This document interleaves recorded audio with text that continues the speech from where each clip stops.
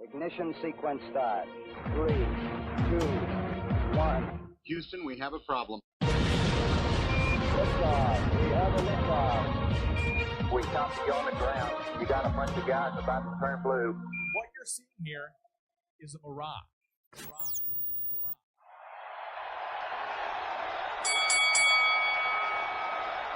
Are you ready? Debate fans, Are you ready? for the handful in attendance and the thousands watching across the world, brought to you tonight by Jeranism, the #1 YouTube channel in all of existence.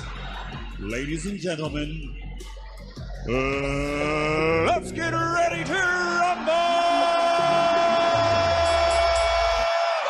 Make sure your argument is tight. Babe, what? You must got proof if you so right. Babe, what? Don't get dismissed on false claims because you gotta bring the truths in the facts. It don't matter if you're talking about racism, sexism, scientism, paganism, socialism, communism. Talk about capitalism, atheism, globalism. What about creationism? It don't matter what it is. I'm live on debateism.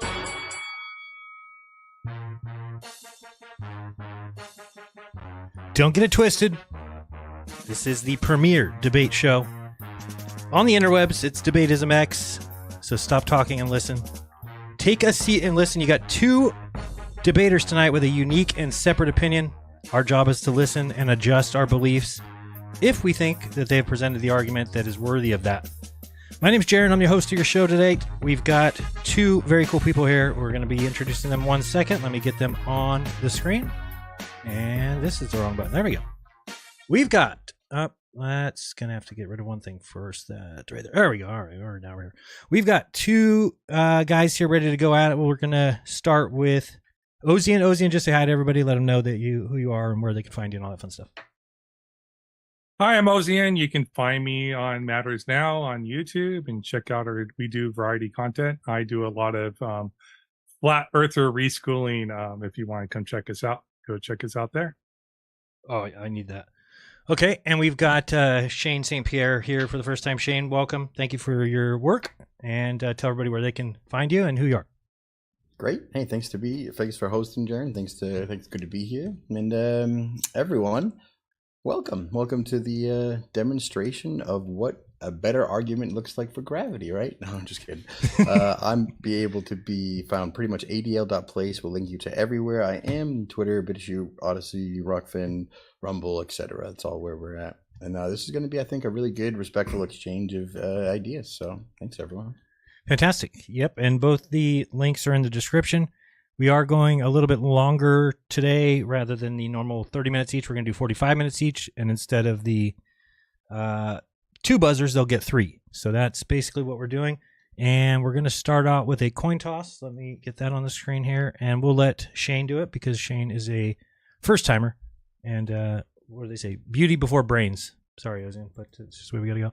All right, so you get to choose between Debatism X or modern day debates. Which one do you choose? X, for sure. Let's see.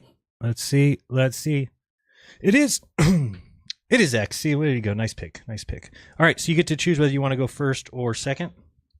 Now it's let Ozien go first. Okay, so just to explain how it goes real quick, it is the first time for Shane.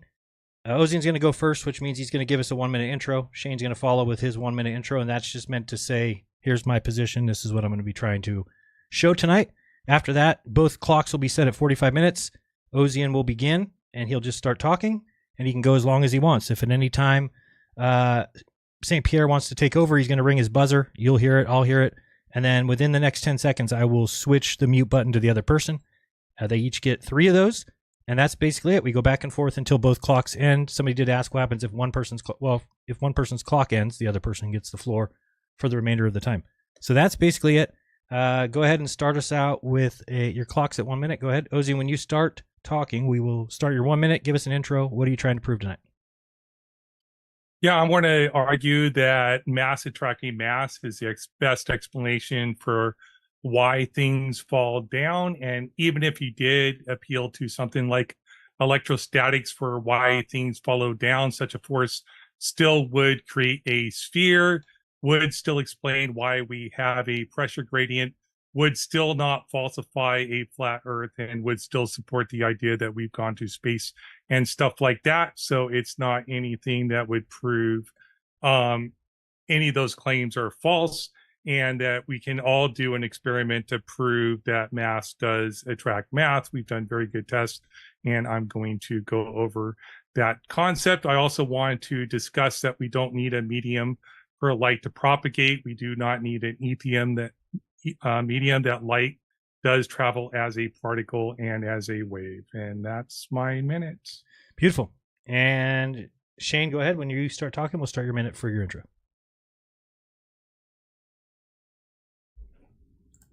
All right, let's go. So we got a little basic intro here. Let's take it off with, essentially, we're going to argue that electrostatics is the electromagnetism are the governing forces that determine the downward vector.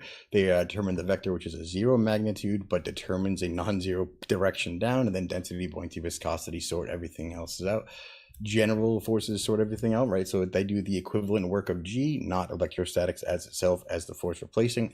And you can always get the agreed upon average 9.8 meters per second, but it does vary. It's not a constant, right? It varies with latitude. So you can just easily derive this kinematic acceleration with height over 1/2 t squared, essentially just meaning A equals 2 times the height over the time squared will always get you the agreed upon average of 9.8 whenever you need to use it. So A will replace G, all good.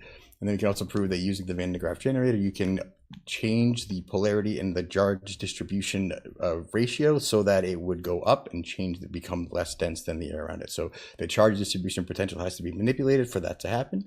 And that's the causal mechanism for the downward acceleration. Okay, thank you very much. We are ready to go. This should be fun. Both clocks are going to be set at 45. There we go.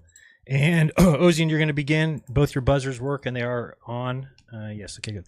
All right, so we'll get started. And if you guys want to ask any questions throughout this conversation, if you think of something, you can send a super chat through YouTube. You can send a tip through Rockfin and ask your question there. We'll get to those at the very end.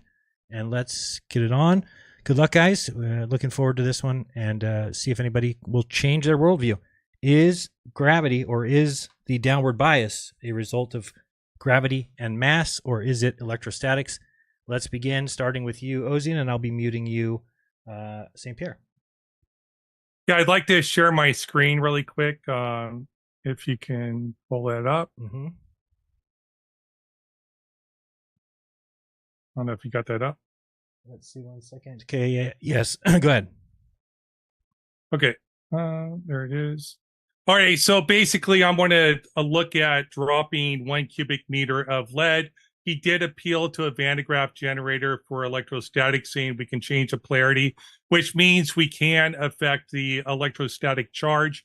And electrostatics is about like charges repelling each other and unlike charges attracting each other. So you are appealing to that concept, which means all the properties of electrostatics should apply. On Earth, we do have a terminal velocity for a cubic meter of lead of 262 meters per second.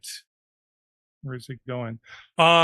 With the DC formula, if you're looking at that type of property, we have a 400,000 volts difference between the top of the atmosphere to the ground is about 10 microamps, and that's actually about 24 hertz, which is equivalent to about 4 microwatts. But for lead to be able to actually drop at the rate it needs to, you would need about 29.18 megawatts. So we need an explanation for where we're getting all that power from, and electrostatics does not provide that explanation. Neither does buoyancy. We need an explanation for that, where that force is coming from. We need to explain where this kinetic energy is actually coming from, and we get that from mass attracting mass. And so under this type of acceleration, to accelerate at 1 meter per second, it would take 1,417,750,000 seconds at 4 microwatts. But on Earth, it actually takes 0.102 seconds to accelerate to 1 meter per second. Here we go again. for it to actually reach the ground at that rate of power, it would take 11,909,000 seconds, but on Earth, it only takes about 3 minutes to reach the ground. And here's Feynman lecture on the Cavendish experiment that we can all do. The idea was to hang by a very, very fine quartz fiber a rod with 2 balls, and then put 2 large lead balls in the positions indicated here next to it on the side. Then, because of the attraction of the balls, there would be a slight twist of the fiber. It had to be done so delicately because the gravitational force between ordinary things is very, very tiny indeed. And there it was. And it was possible then to measure the force between these 2 balls. Cavendish called his experiment weighing the Earth. We're pedantic and careful. Today, we wouldn't let our students say that. We would have to say they're measuring the mass of the Earth. But the reason he said that is the following. By a direct experiment, he was able to measure the force and the 2 masses and the distance, and thus determine the gravitational constant. You say, yes, but we have the same situation on the Earth. We know what the pull is, and we know what the mass of the object pulled is, and we know how far away we are, but we don't know either the mass of the Earth or the constant, but only the combination. So by measuring the constant and knowing the facts about the pull of the Earth, the mass of the Earth could be determined. So indirectly, this experiment was the first determination of how heavy or how massive is the ball on which we stand. It's a kind of an amazing achievement to find that out, and I think that's why Cavendish named his experiment that way instead of determining the constant in the gravitational equation. Weighing the Earth, in other words. He incidentally was weighing the sun and everything else at the same time, because the pull of the sun is known in the same manner. So like you see in that experiment, the independent variable is the distance between the masses, dependent variables of force and newtons measured by the portion of the bar swing. We have very controlled experiments we can do now, which are much better than the experiment that Cavendish actually did perform himself. The control variables are the 4 masses, the torsion wire, and the experimental conditions that we can't control for. Torsion indicates horizontal gravitational force isolated from Earth's gravity. The formula, force equals the constant times the first mass times the second mass divided by the distance squared. And then you can just measure Earth's gravity using a, one of those little force meters. I have the word for it here. It is called... it doesn't matter what it's called. I can't remember the name. I have memory issues. But anyways, I just want to know how you can explain why things fall down and why the things that do affect electrostatics are not affecting why things fall down in your model. Are you done sharing screen? Thank you. Go ahead, St. Pierre. Cool. Oh, yeah. So, Ozian, man, that demonstration was nice, a mathematical flushed out straw man, right? So if you've equivocated the direct work potential as electrostatics doing the force, it's exactly what we didn't say, right? It only determines the vector. It's a very light non-zero magnitude, but the direction is down for everyone. That means that to properly account for it, you'd have to use the other forces to do the bulk replacement of G, right? So density, buoyancy, viscosity at a certain degree that they determine the density, and that affects where things go up or down, right? So the math you did was excellent. I mean, if you equivocate that, right? If you put it into the formula here, you get, oh, well, actually, you can use what you put up and then get that, well, the actual formula for gravity being the kinematic derivation we mentioned earlier, right, which would always be this right here.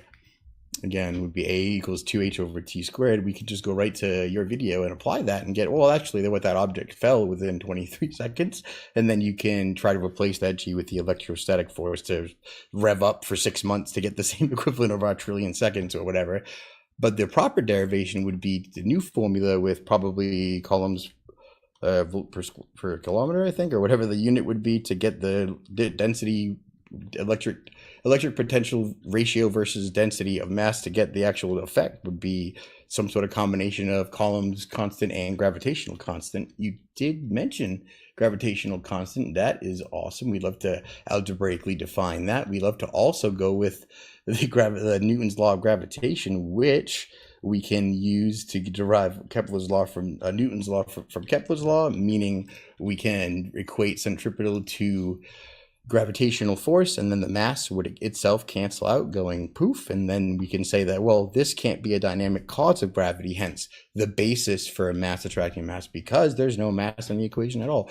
What if Kepler perfectly described the orbital period and the periodicity of the celestial objects, and Newton came along and tried to do the same thing, but for a dynamic cause that didn't exist, trick the world with a kinematic derivation that was supposed to be a dynamic injection, right? Look, we have a dynamic force, or a kinematic derivation which was posing as a dynamic force. Otherwise, today, we wouldn't be able to do this nice little math trick where we can remove mass from the universal gravitation from Newton and just replace it with an approximation of the periodicity, or the a to the third equals t squared, which would just be Kepler's basic law. And then we have Newton coming along actually and saying, well, we can actually derive most of Newton's laws from Kepler's laws. There's several papers that go through the math of that. And then we go back to the constants, right? So we have not only the gravitational constant, we have Coulomb's constant, which would be an equivalent, right? So we have, let's see, the constant. So Coulomb would be this law, right? Of course, Fe equals kq1 q2 over r squared.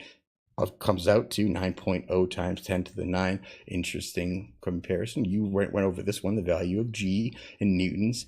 And then, of course, the difference between them, well, they're almost identical formulaically, symbolically, mathematically. The only difference would be with the inverse relationship to mass, I believe, and also the constants and the strength of the respective forces are structurally similar, but have an inverse. They both have the inverse relationship to mass, so it has the inverse square law relationshiply, but they have these other equivalents, right? So if one is a repellent force and one's a repellent and an attractive force, depending on the period of the squares, then which one would be a more acceptable force of the dynamic cause of everything, especially considering that we've just inserted mass as a dynamic cause based on an observation that was then mathematically removed and has no relevance, however, has never been tested, proven, or substantially verified as the causal mechanism of anything.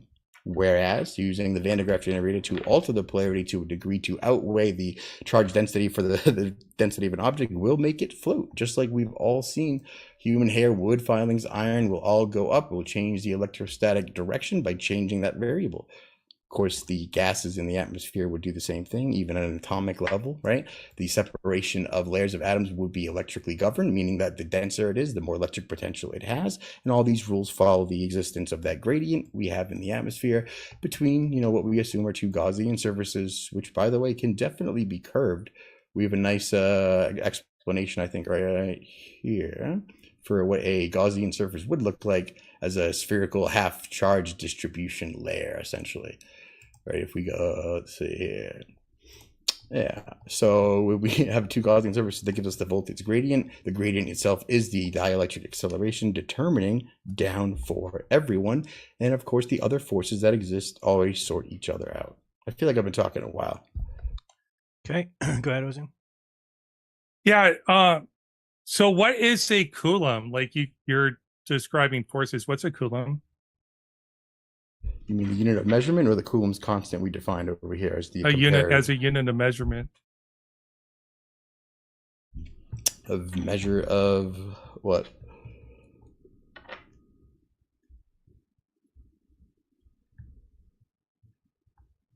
Voltage, charge potential, electromagnetic potential. So you have the charge potential difference, right? Because you have Q and Q1 and Q2.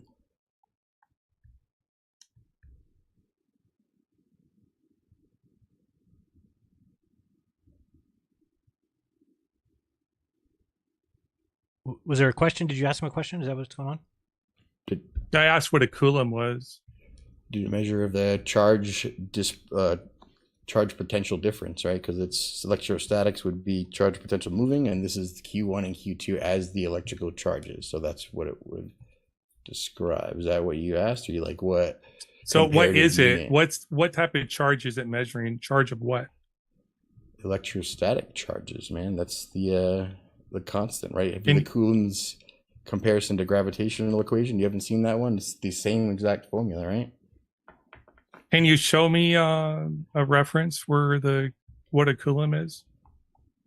What a reference for what a coulomb is? Mm-hmm. I can just tell you. Yeah, why don't you just tell me? A coulomb is a specific number of electrons. It's a charge of electrons, number of electrons. Charge potential, right? Well, if you don't believe in electrons, you could say it's the radiation charge potential different layer, which would be the atmosphere, or what you would call the atomic cloud probability. We would just be like, well, that's the intersection of the fields and the pro-living event with the quantification of the induction rate of light as it processes through the medium or whatever. But yeah, so you just reifying the concept to fit your own worldview. So you don't actually know what a coulomb is. So what's an amp? Because you guys always, do you believe in the Feynman lecture where it shows the 10 microamps of current flow on the slide sheet, the slide on the Feynman, figure 2 on the Feynman lecture? Do I believe in the Feynman lecture? You mean, do I believe his worldview, his favorite color in every supposition he drew? No. The Feynman lecture that shows the 400 kilovolts of electric charge to the atmosphere and the 10 microamps of current flow. So that's one instance, 4,000 meters up specifically, and it scales and gets way bigger the higher you go, right? So that whole example was just using 4,000 meters as a base for the whole world or whatever? 50,000, 50 kilometers. But there's hundreds of thousands of volts that you're ignoring in the charge potential there. To just say that it's all based on that 4,000 meter up figure of 400,000 volts is weird. There's also physical difference between how charged things act around each other and things which exist within an electrostatic field. So different. So if we reverse the charge, will things float? It depends on the density, right? You can't just reverse the charge. You actually have to overcome the disparity ratio of the density matter versus electric potential. So if you have a denser medium, it takes much more electric potential to overcome that ratio, right? That's why you can't get heavy things to float. Well, density, meaning, P equals M over V, which would just be the measure in a given volume with mass. You don't even need to algebraically switch anything out for that one. So the density difference between two items, it depends on the density of the two items, whether it can float or not. How did you calculate that? Well, it's so if you change the potential of a wood filing or a giant brick of gold or whatever heavy metal, that's going to proportionally vary, right? You can't expect the same effect of a piece of hair that has a much lighter and density gradient relationship to the electric potential that it's being altered to have the same effect as a giant brick of, say dielectric iron or whatever paramagnetic material. So it's just it's a ratio that you have to overcome. The same way you can make a human float if, you didn't destroy him with voltage first and pop. Sure. You can make the corpse float, I guess, right? Sure. Show me how much I would have to reverse the charge to get a 1 cubic meter block of lead to float. That's interesting, right? We could probably figure the math out on that one, but it would be absurd, kind of like your 1 trillion seconds to accelerate to G using electrostatics as the dynamic force singularly. I calculated how many watts it would be. It'd be like 29 megawatts. For what? For 29 megawatts for what? To get it to accelerate at 9.8 meters per second squared. To accelerate it up to G. But so we're talking about a force replacing the 9.8 meters causal mechanism that is not electrostatic, right? Even when we say electromagnetic forces are 10 to the 36 power stronger than gravity, we're not speaking of electrostatics. We're speaking of the fundamental forces within electromagnetic. So we have to kind of concentrate on the difference between electromagnetism and electrostatics, right? Electromagnetism has the 4 fundamental forces, is the dominant force, right? They say between atoms, molecules, and it's the one that governs the density between atom and atomic layers, electrons, etc. Electrostatics is just the study of charges at rest, static electricity within the subset of electromagnetism, right? So when you say it's 10 to the 36 power stronger than gravity, and then you try to equate electrostatics to the fundamental force of electromagnetism, that's obviously not going to work. That's not a fair comparison. It would have to also include the respective work done by density, buoyancy, viscosity, and the other atmospheric, whatever, conditions that would lead for an object to fall. What work does something that is 10 times more dense than water do? What work does it do? What work does density do? I've never seen that before. Well, density doesn't do work in the physics formula for work as you employed it in your video, right? But that's because the fundamental force of gravity is already attributing for this major acceleration. However, if we were to redefine it in equivalent units, right, we would have to incorporate the actual fundamental forces. People used to say density, but density isn't doing that work. It's electromagnetic downward vector, density, buoyancy, and viscosity. Things that will determine relationshiply, are you denser or more buoyant than the things around you? That determines generally if you go up or down after the down is set for everyone. I know. Right?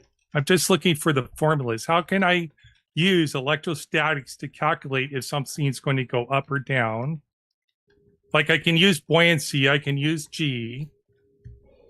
Right. Well, we can use G, we can remove G, we can equivocate A with G, because acceleration, of course, can be kinematically derived at any point based on height, time, and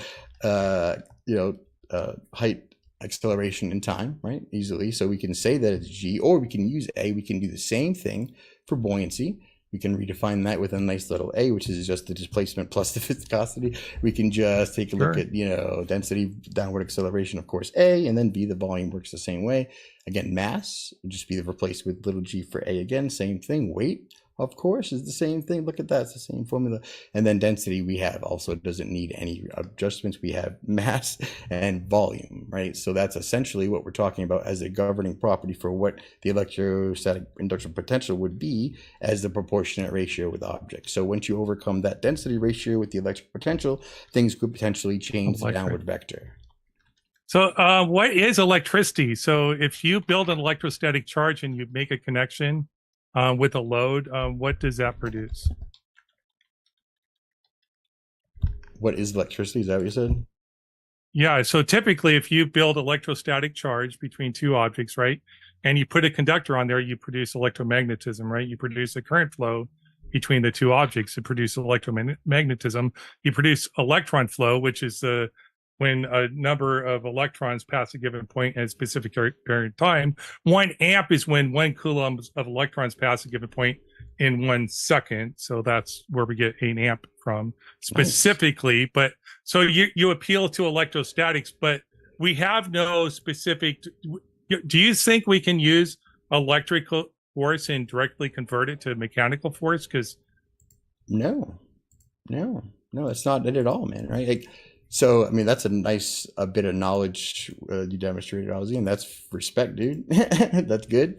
That's epic. I mean, then it makes me think that you knew what you were doing with your video wasn't correctly arguing our position, right? Because that would be stupid for us to assume that this tiny subset of a fundamental force is doing the replacement full force work of gravity, right? You knew that we had a different explanation, didn't you? No, I was quoting the person who was advocating for it, who said it was actually gravity. So they said electrostatics was gravity. So you might actually have a different worldview. So you can listen to my video where I specifically quoted the person who said it was gravity. So if you have no explanation for how it causes a downward bias, and first of all, electricity flow is negative to positive.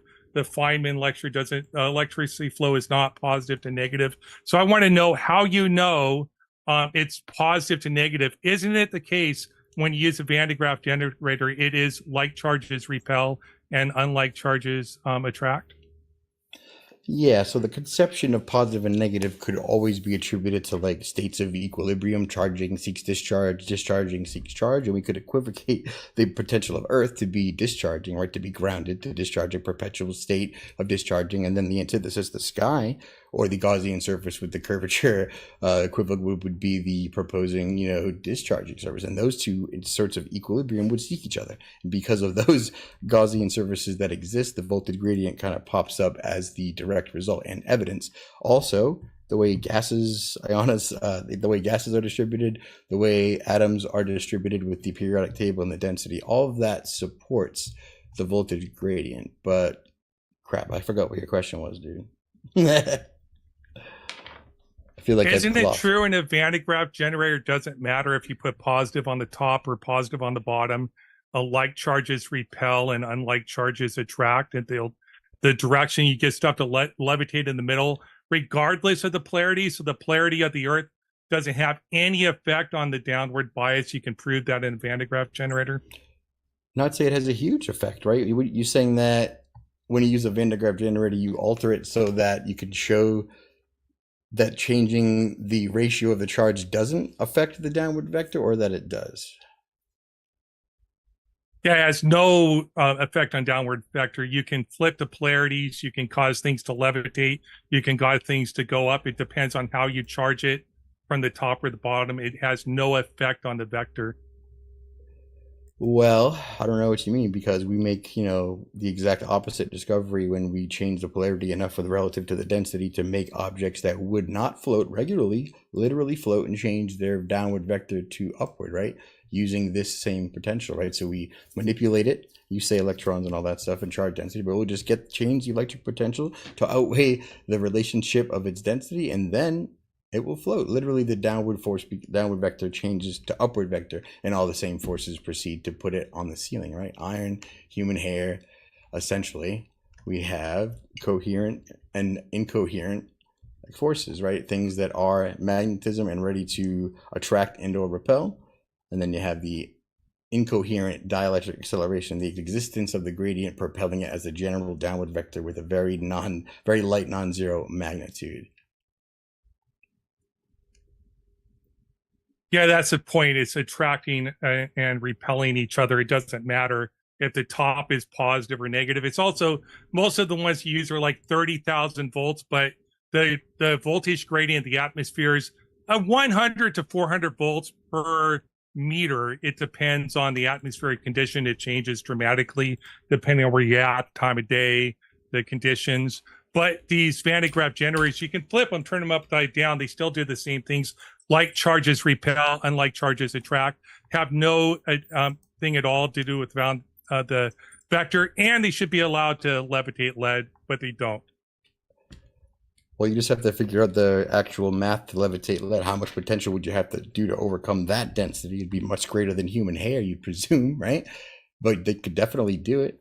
It would probably explode or change existence of matter or whatever before it got to the overriding density. However, it's totally possible. The same thing when we first brought this up, McToon was like, how come I can't put a human in a Faraday cage and change the polarity and make him fly? And it's like, well, it'd be blow up first, because the amount of charge you need to overcome that density versus the human in the air is such that it would literally fry the human well before you didn't get the charge potential to change the downward vector. So we definitely have charging and discharging in states of equilibrium, and I definitely can prove that with a Van de Graaff generator. Saying that it doesn't prove the vector because you can flip it up and down seems misguided, but maybe I'm missing something. Yeah, so if it is density, what's causing density to cause things to go down? Because you could put the same item in the Van de Graaff generator, flip the polarities, it's not causing lead to levitate, and you can do 35,000 volts, and it's not going to cause a block of lead to levitate, where it will fall down because it's more dense than air in the atmosphere. What's causing it to fall down, but it's not levitating when you reverse the polarity in the Van de Graaff generator? It's not levitating. Well, dude, I think there's a definite relationship that we can call a ratio between how the density of an object and the electric potential of an object, demonstrated in the periodic table and all the mainstream stuff, right? So that's evident. Now we're going to try to ignore that and say that, well, density is now a new force doing all the work of gravity. The way that it has to work is the downward vector is determined by electrostatics, lightly essentially, right? Because that's the incoherent state of Earth. The charge potential that exists, the literal voltage gradient that we have has to be because of that, right? So that determines the vector, and then all the rest of the work that we keep attributing to other forces is literally done by density, buoyancy, and viscosity. Things will sort out. Essentially, determining relatively, am I more or less dense, will make you go up or down. Once you have a down. Because of that down is set, this is how the forces act. We can change that down electrostatically. I don't understand how we can point at that. Is there, like, say, an equivalent relationship for mass attracting mass where you can experimentally verify a, say, a variable that you can manipulate and then change the downward vector as well? Or is the gravitational forces that are purported to work on the cosmic scale that we can't see or verify or test only working out there in Fantasyland and never working here where electromagnetism governs? So you're saying that maybe there's other unknown forces. It's not electrostatics. That's fine. So I think we've refuted electrostatics. And just to go back to iron, iron isn't that much less dense than lead. Iron's about 8 times more dense than water, where lead's about 13 times more dense than water. But you have no problem getting iron filings to levitate, but the lead filings you have problems with, because lead doesn't interact with electrostatics the same way that iron filings do, because every material interacts with electrostatics differently than it does with gravity, because electrostatics does not explain the downward bias. But I would like to share my screen and go to another topic, unless you want to continue on to this, Shane. No, you can go, man. Okay. Yeah, sure. Let's see. Man, this is like, now I'm like all messed up. Okay, so I want to talk about quantized light. Do you believe light needs a medium to travel in? Oh, I muted him. I thought you were going to go off. Go ahead. Yeah, I can't get my thing, and I can't even exit my PowerPoint. Okay, good. I pressed the wrong button. I'll just ask the question. I'll get it set up. Do you believe light needs a medium to travel in? Yes. Okay. Why is that the case? Well, how can anything propagate through nothing? How can a wave through a wave is, you can't hand someone a wave, right? To have a wave, it has to, what is waving? It's going through a background. That would make sense to me. What do you think? So are we talking about how they changed the law, the Ampere's law, to allow infinite perpetuity or reification, where the electrostatic field would reinforce the magnetic field and the magnetic field would reinforce the electric field, and they would sort of perpetuate each other to infinitum to replace the energetic background that was before? No, my understanding of light is that it can act like a particle at times. So light itself does not actually need a medium to travel, because it can act as a particle. You could consider the vacuum of space to be a medium, I guess, like a field or of some type, if you want to reify it as such.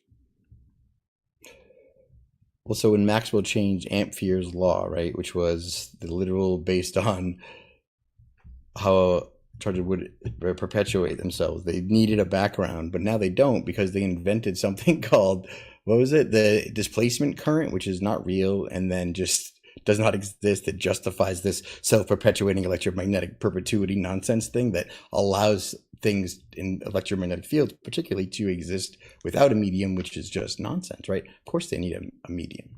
It's to hide the need for an energetic background. Why the Ampere's law was changed in the first place, and why it was mathematically obscured. Why the Ampere? Yeah, I'm not familiar with Ampere's law. If you want to go into it, go ahead. Let's see. So, I mean, we're talking about electron flow. So, well, I just mentioned that I thought you were talking about how Maxwell fixed Ampere's circuital law, which was involving the perpetuation of electromagnetic and electrostatic and magnetic fields, but you always required that medium mathematically. So when they changed it to no longer require that medium, they just said that because of this force that they invented on the spot, that, well, again, Claire admittedly wasn't real, called the displacement current, that now they don't need that background medium, and now electromagnetic fields can perpetuate magnetic fields, and magnetic fields can perpetuate electric fields in perpetuity for nothing through nothing forever. Which is weird, because we know it needs a background. But you were going to say it doesn't need a background? No, I don't know if it does need a background. I just don't think we can prove that there is any type of background medium So like the concept of an ether or something like that, I don't think is a falsifiable claim. And we can see like light travel through vacuums as close to a vacuum as we can get. So if you want to see like there's quantum fields or something that light must propagate through some type of quantum theory of reality and reify that as like the ether, like some physicists have attempted to do in the past, I guess you can do so. But as far as I understand it, light can be quantized, and I can share like where we can see that light can be quantized. Oh, yeah? Yeah, I have that up now. I think. Dang, stupid thing. I have too many You're good now. big things. All right, here we go. And this is from Nathan Oakley's channel. So the double slit is running right here, right? He's got a camera on this detector and he's projecting it on his computer screen. So what's happening when this light is going through the double slit? It's hitting the detector. You see these little dots, right? That's where the light is hitting the detector. And if you keep on going, you see how there's more little dots? That's little chunks of energy and momenta hitting the photographic plate. Well, what are little chunks of energy and momenta? They're called particles. yeah, so the concept there is that light can be travel at, let me stop sharing my screen, is that light can travel as particles. Because we You can agree? empiricize it? No. We have a different framework of interpretation for the same phenomenon that we're witnessing and then trying to understand and interpret, right? Very differently, we can interpret that according to our framework for interpretation. So to say that I don't believe that it's particles, well, no.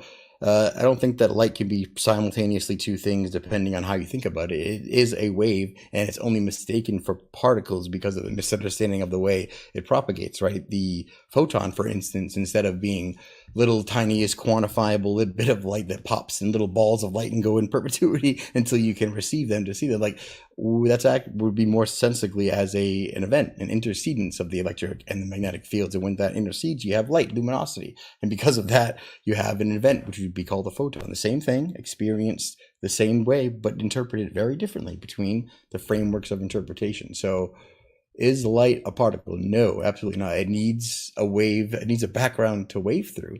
Because when we were talking about frequency with Planck's constant, right, I think was the quantification of the lowest amount of energy that can exist in 1 second. It requires a medium as well.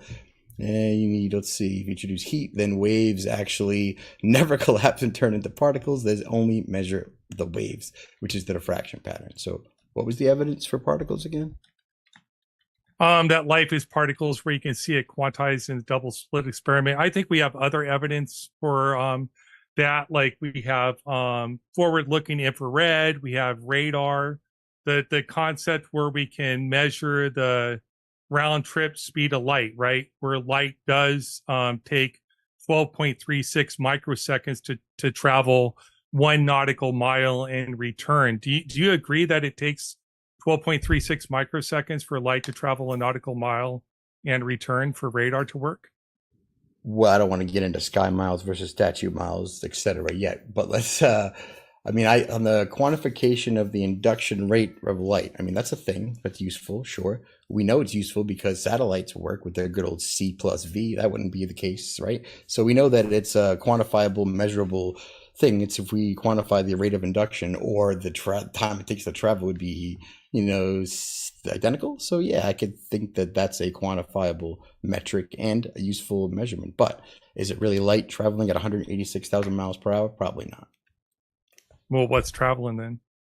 Well, nothing is traveling. What if it's already there? So if it's in a medium, then all you're seeing is the time it takes for the luminosity to reach you, which would, if it's in a field already, just be quantifying the rate of induction for the electromagnetic field to have luminosity, right? Because if light is electromagnetic radiation or itself, right, EMF, then of course you're just going to have a rate of induction that is, of course, quantifiable constantly and usually the same. So that itself can be metrically and mathematically useful, right? Are you saying we don't perceive the light for that speed, like 12.36 microseconds per round trip, 1 nautical mile, 2 nautical miles? That is the math. That is correct. Yeah. Does that come out to the 186,000 miles per hour or whatever? Yeah. Okay. Yeah. Well, it's for radar. We use radar range miles is 12.36 microseconds, is 1 radar range mile.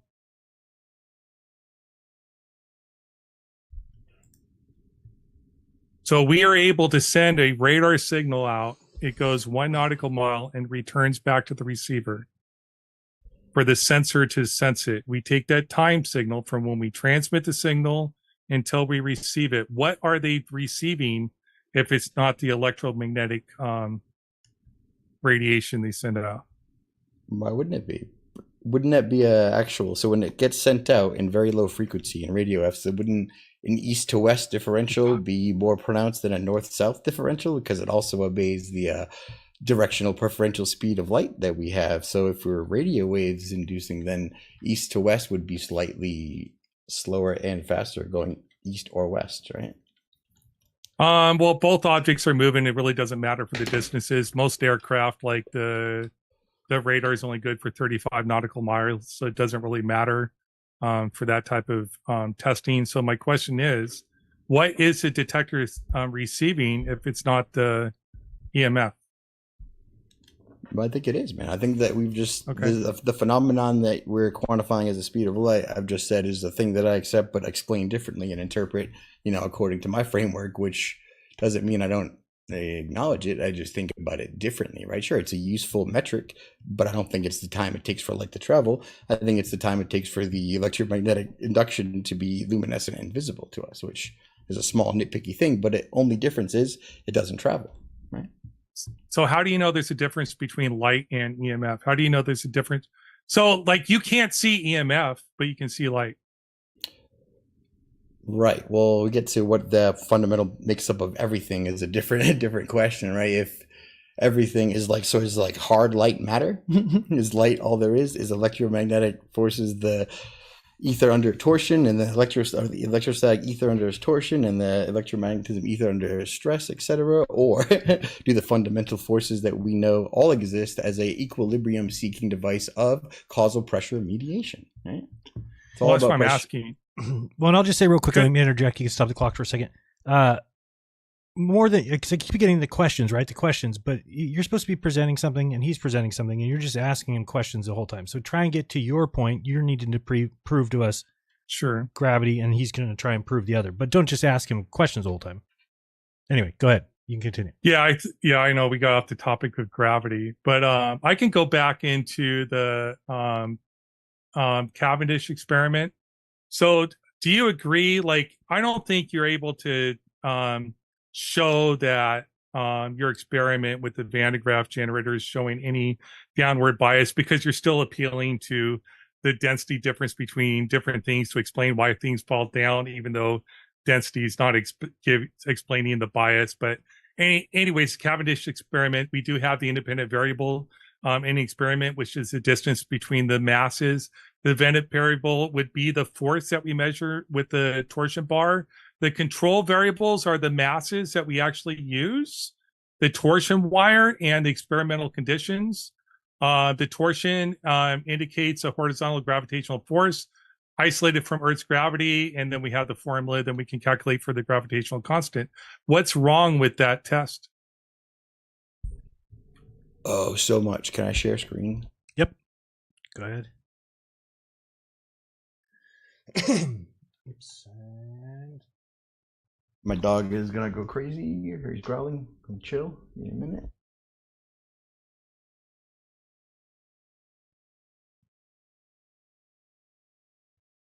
You're on mute. I don't know if you meant to do that. Yeah. Oh, okay, gotcha. Just making sure he doesn't freak out. There it is. You felt it coming.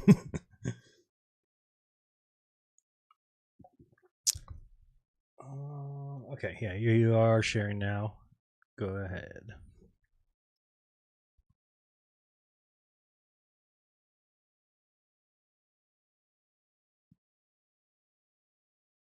Do you need a second? We can give you a second if you need. Yes, I definitely need a second. His girlfriend's out there, so he's gonna yip for about 2 minutes straight, and nothing I could do. No problem. We'll give you a second. Ozien, what do you want to talk about? Let me make sure the clocks are stopped. We are good. Okay. How'd you like the solar eclipse yesterday? I thought it was boring. You see it? Yeah, it was boring. It's boring. It is sort of boring.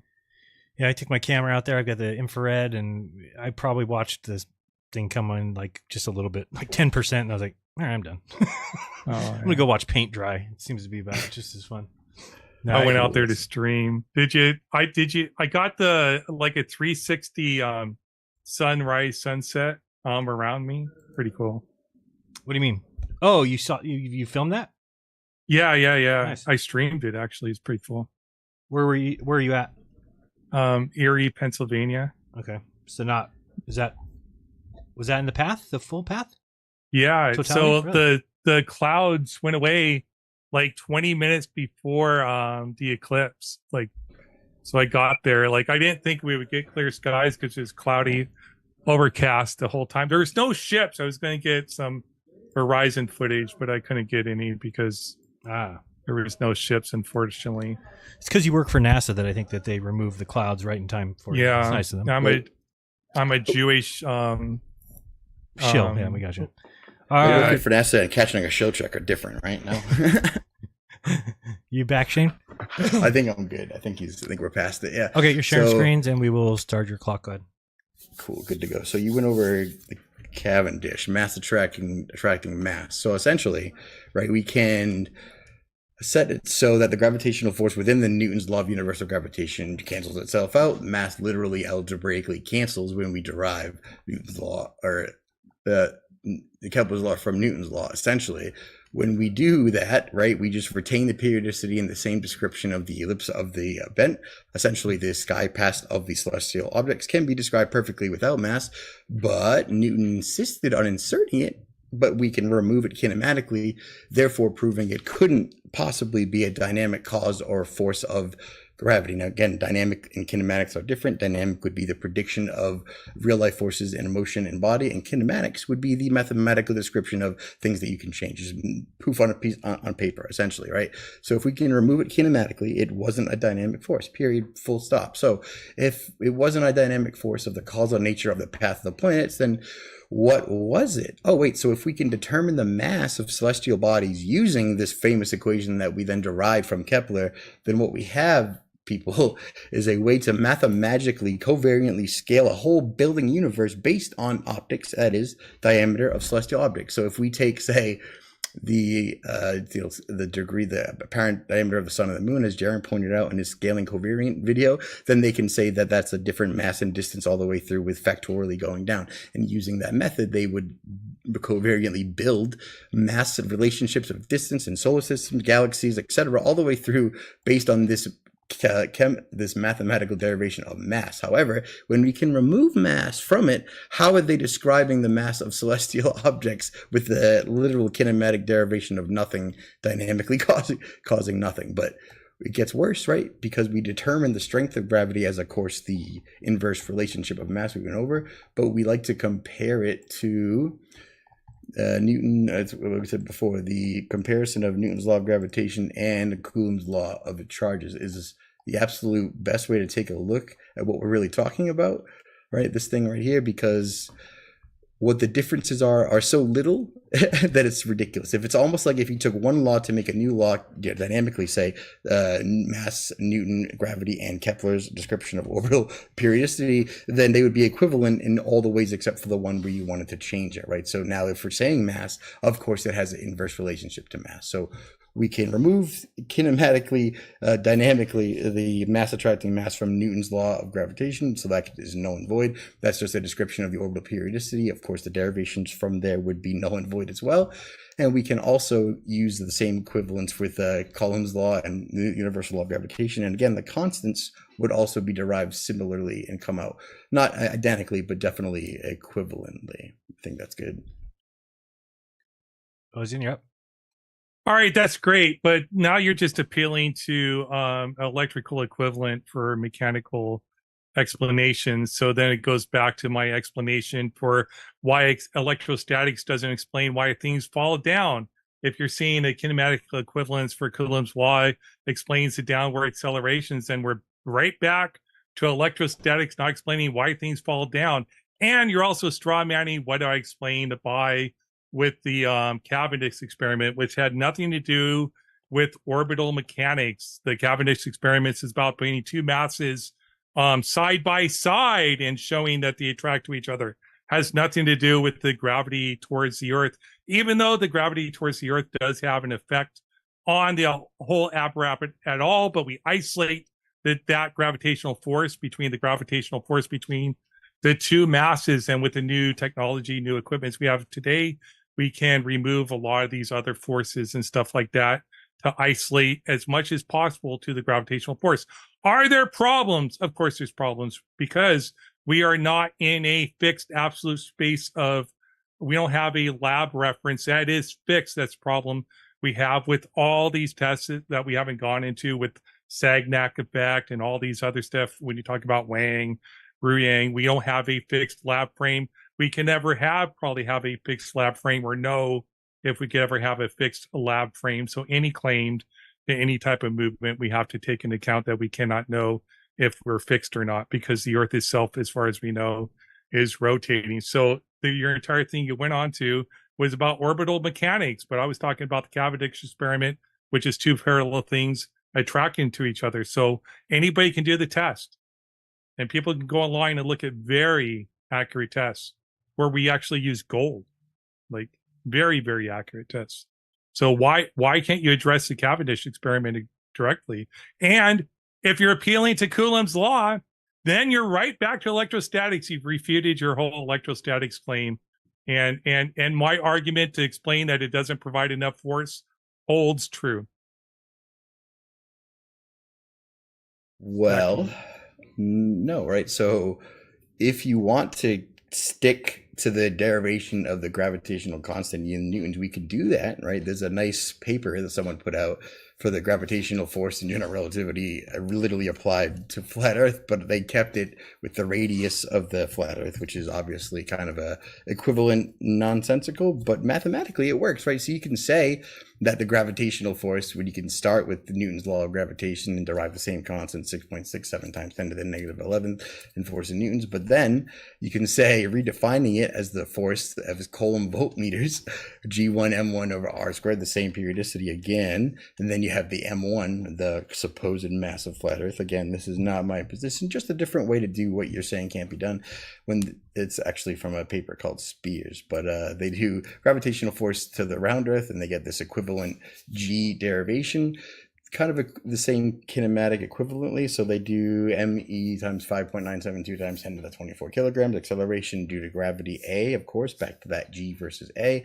And then they take the 9.8 meters per second squared, backwards deriving it to get 10 to the negative 11 Coulomb voltmeters, I think, per kilogram. And then that, of course, would equivalently be 9.8 meters per second squared. That's just one way to do it, but there's a much better way from a paper that honestly I don't fully understand, because it's the upper level electromagnetism thesis, right? The electromagnetic nature of gravitation and matter, antimatter and anti-gravity, the surmise on quantum vacuum gravitation and cosmology. I think you've seen this before, but this is one of the better ones, where literally they derive the gravitational constant using Planck's length, the permeability and the permissibility constants, literally the mathematical descriptions of the energetic field. And they use the mass charge equivalence and electromagnetic nature of gravitation of the constant G, again using Coulomb's electrostatics and Newton's law of gravitation to derive the force of Newton. So what they get is literally by using the electrostatic theory and the permeability, permissibility, and electrostatic law, and then the description of the charge potential for particles, he derives literally the constant G to a degree of like 4 decibels using just the electromagnetic force and that constant. So this is a pretty cool formula, I think, where he uses, like I said, Planck length and the elementary charge, and then he has awesome equivalence down at the bottom where he literally, using the particles and antiparticles with masses and charges, they separated by distance. Again, a kinematic derivation of periodicity analogous to the electrostatic potential density ratio. And then you have the gravitational potential, U Newton. Again, this paper is epic, but it's another way to derive what you said you couldn't be done. So what we were originally starting with was a generalization of these hyperspecific examples, where we could say generally the vector is determined electromagnetically, electrostatically, and the general work of what you call G is the buoyant density natural combination of forces.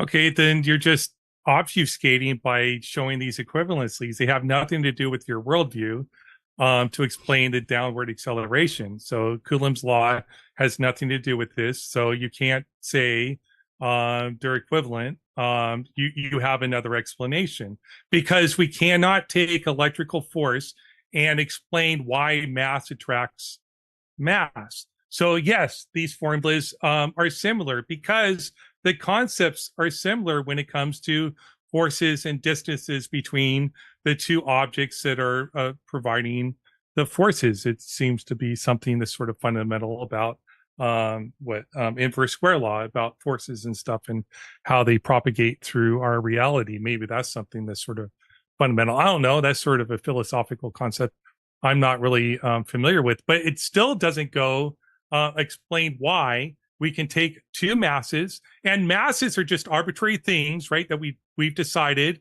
that 1 cubic centimeter of water at 4 degrees Celsius is 1 gram. We can take these masses, put them next to each other, and see that we cause a force of attraction towards each other based on gold, like magnetism, electrostatic forces. Just the masses themselves attract to each other, and that seems to explain our observations. Now, with that being said, if you're appealing to all these forces that explain why things fall down and why these densities do the things they do, then it seems like you're appealing to forces that would produce a sphere and a globe. So why, if you're appealing to these forces being true, do you deny that the Earth is a globe? Or unless you want to respond to my claim with the Cavendish experiments. Cavendish, right? So there's a direct refutation to Cavendish published in the form of a paper where he literally derives the same constant electrostatically, proving that electrostatics can't officially be eliminated as a cause of whatever attraction you claim to measure and attribute to this mystical mass attracting mass that's never been observed and hasn't been anything but mathematically essentially contrived, right? And then what he does is he, again, another equivalent, derives the so-called gravitational constant using just the electromagnetic force again, and he derives it in Coulomb volt meters per kilogram. Again, the F2 is Fg equals G over Me times M over R squared. It's similar, but uses the supposed mass of the Earth, because you need the mass of the object and the radius, the distance to the center of Earth, right? So that's the one that I said is on the flat Earth site. But that essentially mathematically takes the Cavendish and shits all over it with a whole bunch of electrostatic equivalents that says, hey, we can do the same thing electrostatically. So even in the crazy fantasy world that mass does attract mass, is it gravity or is it electrostatics? Hasn't been proven. Sorry. Go ahead. Cavendish, oh, sorry. Okay. So like the Cavendish experience, electrostatics can't explain why mass attracts mass, because as you understand it, if everything has the same electropotential, like equal potential zone, which they are because they're all connected to each other through the torsion wires, through the torsion bar, all the things are all grounded together. So they're all considered ground potential. There's no voltage difference. There's no potential for electrostatics or electromagnetics to connect to each other. And they put them in Faraday cages, as I showed in the video that I put on the screen earlier. They have it in a Faraday cage. So electrostatics, electromagnetism does not explain why these two masses are attracted to each other, because they are being removed from the equation. Now, you can say there might be just a hair's smidgen, but you're just appealing to electromagnetism, electrostatics, creating a downward bias, and buoyancy explaining all the other stuff. So why are they attracted sideways? If electrostatics is just about downward bias and is not the force of attraction, some reason, if it is a force of attraction, then I've refuted electrostatics as reports of refraction in my video. If it's just downward bias, then explain the Cavendish experiment. Sure. So you went to the Cavendish, but we did start, right, with the basis for the Cavendish, which was Newton's law of the celestial orbital bodies. That is the whole causal mechanism, the starting point, the basis, and the origin of mass attracting mass as a causal mechanism for supposed gravity. Gravity came from the sky, came from Newton taking Kepler's observations and kinematically inserting mass. That's where it came from. So to go to the Cavendish and then say refute it, it's like, well, it's, you know, like when you play Jenga and there's like a top block, and that's like the top block. And what we did was kick out the bottom of the tower, and the whole thing sort of fell over with the kinematic. But there's no need for a Cavendish experiment when there's no basis for assuming that mass attracts mass in the first place, because we've, you know, debunked that necessity for the description of the orbital periodicity. But we also, like I said, can't eliminate the force of electrostatics. So when they had the two lead balls specifically, right, if every material is inherently electrostatic and can't be removed, then any inherent charge could distort measurements or, say, charge induction. The mere proximity of one to the other could induce a charge, leading to attraction or repulsion, as we went over before, even if one remains neutral, even if it's grounded. You could also have Earth's electric field, which again, we need to differentiate the difference between how charged things act around each other and how things exist within an electrostatic gradient or field like we do on Earth. Those are very different. And in regards to the Cavendish, we have the effects of Earth's electric field, say, on this measurement of mass attracting mass. If the lead spheres bore even a minute charge, the electric field together would have influenced them, potentially interfering with the supposed gravitational measurements. Then you have the relative magnitude of forces being compared, neglecting to account for minor electrostatic interactions that would always produce misleading results. Then, of course, you have the actual environmental, atmospheric, daily rotating factors that can also change. So, I mean, that's one very specific refutation to the basis, foundation, and conclusions of Cavendish. But we don't really care about Cavendish because that's all nonsense, right? They replaced that when Michelson-Morley failed to detect the motion of the Earth, and they had to invent the mathematical framework which inverted the world around them to say that actually they did detect it, but we'll just covariantly transform you back to a coordinate set that isn't prime, and that not lab frame where you can exist and pretend to live. Yeah, I understand the problem with lab frames, that we don't have an absolute lab frame, because as what's his name face said, Mach said, it would be like abhorrent, like it would be the worst thing ever to pretend like there's an absolute absolute frame of reference. But so I sort of deny that that's even a coherent concept that we could even know if we're moving or not. So I don't appeal to that. I'm not appealing to orbital mechanics. I'm appealing to the concept that this thing that we call mass attracts to mass. So once again, I think you sort of ignored it. And I'll go back to my original argument that if electrostatics just is downward bias, then things attracting sideways is not explained by electrostatics. It must be explained by mass attracting mass. Okay, so if it's electrostatics, they're all going to have the same charge. So if anything, they're going to repel each other and not be attracted to each other, because they're going to all have the same equipotential charge. So they would be repelling from each other, not attracted to each other, but they are attracted to each other. And it doesn't matter what the electrostatic charge is on the devices. They're all within a certain range of charges, a certain range of attraction. So you should be able to affect the electrostatic charge to change what the gravitational constant is. Sounds like a good test. You guys should do that and see if it is the electrostatic charge is causing it or not. And you should be able to isolate for that and see if that's what it is that's causing mass to attract mass, and not the actual mass doing the thing is some type of electrostatic charge. Now, we can't isolate for electrostatic charge. So either it's downward bias or it's the attractive force causing things to fall, or mass to attract mass. If it's what's causing mass to attract mass, electrostatic forces, then there is not enough force in the voltage gradient of the atmosphere. Voltage is not work. Voltage cannot do work. Watts do work. You need watts to do work. 400 kilovolts, like you appeal to the coulombs, does not do work. You need power flow. You need power to do work. Volts is not power. You need watts or VA or whatever. If anything, the atmosphere has a 24 hertz signal, which means it's like this, which means there's no preferred direction, because the flow is actually with the atmosphere is normally is from the Earth up to the atmosphere, regardless of what Feynman says in the lecture from positive to the ground, that the flow of that 10 microamps is actually neither direction because it's oscillating. It's 24 hertz. It's like this. It's a waveform. So it doesn't have a direction. It's just like this. But where does this electrostatic charge come from? Do you know? Where does the electrostatic charge come from? You mean the description of the charge potential outlined in the equation for Coulomb's law for comparative leading to the Newton's law of gravitation, or like where does it come from, like metaphysically?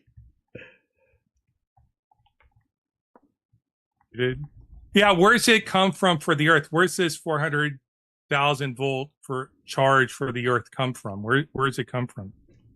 Earth's magnetic field. Where does it come from? Well, we know it doesn't come from the Earth's geocenter with magma rolling, producing metal that's a magnetic field past the Curie point. We also know it's not through the intercore of the outer mantle of a convection current introducing itself all the way through in a non-analogous, non-uniform, bipolar, northern heavy, non-symmetrical way. But it does seem to come from the center and emanate outwards and have this nice concentric pattern matching, the solar and lunar maximum, the measurement of interferometry, the different speed of light east to west, and the different interaction of satellites, how C plus V finds the range measurement equation perfectly accurate, always accounting for the invariant speed of light with that pesky east-west direction. And I feel like I got lost a second there. What was I answering? Where's the power come from? Like, right. do you agree, like the first and second law of thermodynamics, just the general principles, like you can't create energy and matter? Where's the power come from for this electrostatics? Power. So like, again, we're trying to equivocate this to doing the work for gravity. Like one-for-one transfer isn't going to work, right? We need a better description of what, say, force and work is, right? So we only have work defined as what? What's the definition for work in physics? The ability to do something. Right. I remember being a very ridiculous explanation that didn't describe anything when I first learned it. I was like, that's nothing. Cool. Right. That's what it was. So like, that's broadly, vaguely defined. What we need to do is how the force would not be gravity. It would be a density buoyancy relative gradient, which would also involve the electric potential of denser masses proportionally. So yeah, essentially we're back on the Cavendish, but have you seen Cavendish replicated? How come they aren't doing like, say, a Disney mountain size Cavendish on Earth? How come they can't say that mountain pulls the other mountain? Also, how come all the geopotential gravitational influences attributed to this in terms of geodesic surveying always have to happen at the same time they try to match measurements to a geodesic long lat system? But that's the only time the gravitational influence pulled the plumb bob off on that geoidal reference point. But that's a little side note. If we go back to the Cavendish as the de facto not needed mass attracting mass non-conclusive quote experiment, we don't need it because the causal mechanism of Newton's observation of periodicity in the sky doesn't mean anything. And we just equivocate it for what it is today, right, as the actual observation of a periodicity. But the force itself is one of the fundamental forces, right? If we say that everything is seeking equilibrium, which results in gradations of pressure mediation, then that pressure mediation takes forms. And electromagnetism and electrostatics, the fundamental forces of nature, are those forms. Yeah, I would argue that we do other tests for gravity nowadays. There's tons of other tests for gravity we do nowadays. I think there's a mountain that's so like perfectly shaped that they can actually use a pendulum and it will swing further towards the mountain when it's closer to the mountain than it would if it was further away from the mountain. So it is being attracted towards the mountain. It's pretty cool. That's why I heard it. I looked it up. So take it for what it is. I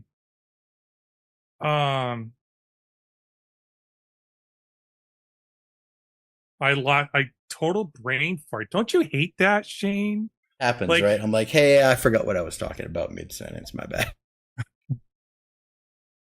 It's chemtrails. Yeah, Just saying. chemtrail. It's my time. I'll just say it anyways. I'm like 7 minutes ahead, so I can waste a few minutes. There was a plane when I was watching the eclipse yesterday that did a circle around the solar eclipse. So he put a big, huge circle chemtrail. It was a chemtrail. Just did a big circle around the eclipse. So if you go look at my video on Matters Now, it's the thumbnail for the video where he put a big, huge circle around the sun. It's pretty cool. So right for us there at the lake, or at the Lake Erie. We'll stop the clock real quick. So, I just wanted to just say that if we get closer to the, let me stop the clock here for you. There you go. There we go. Just if people want to get the questions in, get them in super chats or Rockfin tips.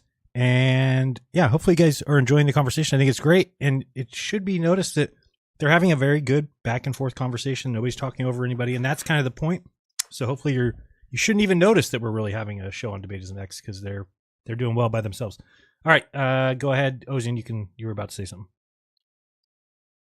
Yeah. So earlier you appealed to the 4 fundamental forces. I don't know if you misspoke. One of them is gravity. I just, somebody's going to call me out if I don't pin you on that. But did you mean something else besides gravity? Nope, fully aware. Like, you got to work within the framework of your opponent to have a chance of connecting or conveying an idea, right? So that it would be the 4 fundamental forces we were all raised with. Now I just have a slightly interpretation of one, right? Slightly different interpretation. All right, I think I remembered my train of thought. I'm intentionally not appealing to concepts like theory of relativity because like the idea of the Cavendish experiment is pretty easy for people to go test, and there are more modern tests that have been done. You can go check them out. There's tests where they isolate as many parameters as possible. They use lasers and stuff that point. And if you watch the video where I showed the Feynman lecture on the Cavendish experiment, if on the side you can see where one of the schools is actually using a machine to do the Cavendish experiment with a laser and a little timer where they're measuring the torsion bar swing so they can calculate the C, where they're actually calculating the force, and then they can take the force and go back and calculate the constant, gravitational constant, and then they can apply that to Earth. So that's what they do. It's pretty cool. So why, if all these forces are true, where you believe that everything's finding like equilibrium, all these masses are finding equilibrium due to density and stuff like that, wouldn't it be the case that it would form into a shape of a sphere? Why do you think that? Why do people think that? Accretion is a made-up thing to go along with gravitational evolution and scientific backing, right? When dust attracts other dust to form a bigger particle to get a sphere, that's the portion of a gravity accretion making sphericity. That's never really happened, right? That's explained. That came along to explain the first thing. Why would we think that would make a sphere? Well, I believe we've been to space. I accept it's true that we've been to the moon. The moon's a sphere, basically a sphere. We have pictures of the Earth. The Earth is a sphere. We've gone to Mars. Mars is a sphere. We've gone to the moon. The moon's a sphere. We sent a probe that's left the heliosphere. If you're familiar with that concept, it's gone outside of the solar system. 2 of them have. So like it looks like everything's a sphere. So we have explanations for that using gravity. Are there problems with theory of relativity? I believe there are. Like we haven't solved all the field equations. Like I think there's a couple that we've come to solutions with. They take supercomputers just to come to approximations. There's problems, and we don't have an absolute reference frame to even measure speed of light. Right? So but the Cavendish experiments, mass attracts mass, we can measure on Earth. Right? You're frozen. Or am I frozen? Stop the clock real quick. We'll figure out where he went. Nope, he looks to be frozen. Let's see if we get him back. I don't know. Dang it, he won by default. This is how I was going to this say the same works. thing right now. I was going to make a vote for I it. know. Well, with your audience, Nope, you know, there's go. the polls already show he won. Oh, We'll my give him a head is second. like, No, it says, who do you think will win? It wait, didn't say I'm who will win. half and half. Oh, he's back. We're going to get back. Hold on one second. He's back. Okay, good. I was trying to get you fixed, but I have the opportunity to win then. you have a chance again. Okay. I have a chance. Who was talking? Shane? I put it froze to up on us for him, a but second. I don't think he heard me. Probably not. He was gone about 3 seconds before that. Did you hear me, Shane? Is he back? He's muted. What the hell was that? I don't know. You froze and then got booted. I froze? Oh, I thought it was you. Okay, all right. No, it was you. We're still here. But did you hear what Ozian had asked you right before that? I heard most of that. Not the end. Want to try and complete it? Ozian? Dude, I'm like 50 years old, and I have a question for you though. One thing that bothers me: how come it's Oz but Ozian? You can't do that to people. It's either Ozian or Oz. Ozian, yeah. You don't get to shorten your name to something that doesn't have the same sound as the original. Well, it's easier for people to say Oz. Well, it wasn't last week. I called you Ozian, and then you're like, no, it's Ozian. I'm like, oh, okay. And then later, I don't or care call if me they say Oz. Ozian. Other people might correct you. I don't Okay. typically correct people. Nobody corrects me. Come on. All right. Just to rethink about where you want to start from there, and go ahead. We were talking about that I don't appeal to gravity because I don't appeal to theory of relativity because we have problems with absolute frames of reference. We can't know if we have an absolute frame of reference, and we probably can't have one. And so we can't measure be absolutely certain speed of light, stuff like that. But we can measure gravity attracts mass attracts mass with the Cavendish experiment. That's why I appeal to that. But you can't, right? It's not used in anything. It's just based off a sky observation that is mathematically disproven. And they have different instances of Cavendish that goes all the way through the variables that literally can't be eliminated. So if we have a experiment that judges that we've eliminated all other forces, therefore what is left must be the supposed gravitational, but then doesn't eliminate all the other forces, let alone a derivation of the fundamental force that runs the world, how would they then professionally claim actually this is definitely mass attracting mass? So you can say that it is, but mathematically, Coulomb's law and the charge potential equation is identical to the mass attracting mass equation, which isn't needed, right? You can use the same description of that without mass. Literally the only way you can get mass of the sky is this equation based on Kepler, which is, again, kinematically derived with mass canceling out. So the way that they get the mass of any object in space is, again, optic measurements of a diameter and degrees. Based on this equation, they then say, well, the mass attracting mass of the Newton's law of gravitation means it's this big and this attractive force, this many newtons of gravitational force. Without this equation, that again, Newton poofed out of nothing, right? When he invented calculus, swapped the kinematic for a dynamic, did a little back end, popped right out, right? So once he did this, then they could use this as the fundamental building block for the heliocentric lore that everyone kind of fell for. So Cavendish is one of the biggest and the easiest ones to debunk, destroy, besmirch, discredit, and or otherwise, fundamentally obliterate, right? Yeah, I'm not a heliocentrist either. I don't believe we can know what the center of anything is because we don't know if anything's not moving because I don't think we can have a fixed lab frame or know if a lab frame is fixed, including the sun. So people who say I ought to argue that the sun is fixed, I think are absurd. We cannot know that the sun is fixed. You can't know if the sun is fixed. You can't know if the earth is fixed. I still want to know why it wouldn't form a sphere. I don't think you accurately explained why it wouldn't form a sphere, but that's really not the shape or the argument. And I still don't know how you can use these equivalencies between just because two equations appear to be equivalent doesn't mean they're describing the same forces. Coulomb's law is describing electrical forces. Gravity is describing gravitational forces. Now, all these forces describe a specific thing. They are not equivalent forces. They can have the potential to do work within their own thing. So you can do mechanical work, you can do electrical work. Is there anything else? I don't know. Maybe there is. Yeah, buoyancy, right? So relative density, well, that's to do with gravity. Even if your own model, you can't refute gravity. Like, how do you refute buoyancy? Like, explain buoyancy. Sure. Like, show me the math. The math must be the same. You even showed it to me with Coulomb's law. Yeah, let's do that real quick. Can we share something again? Yep. Here we go. Share that. Cool. You're good.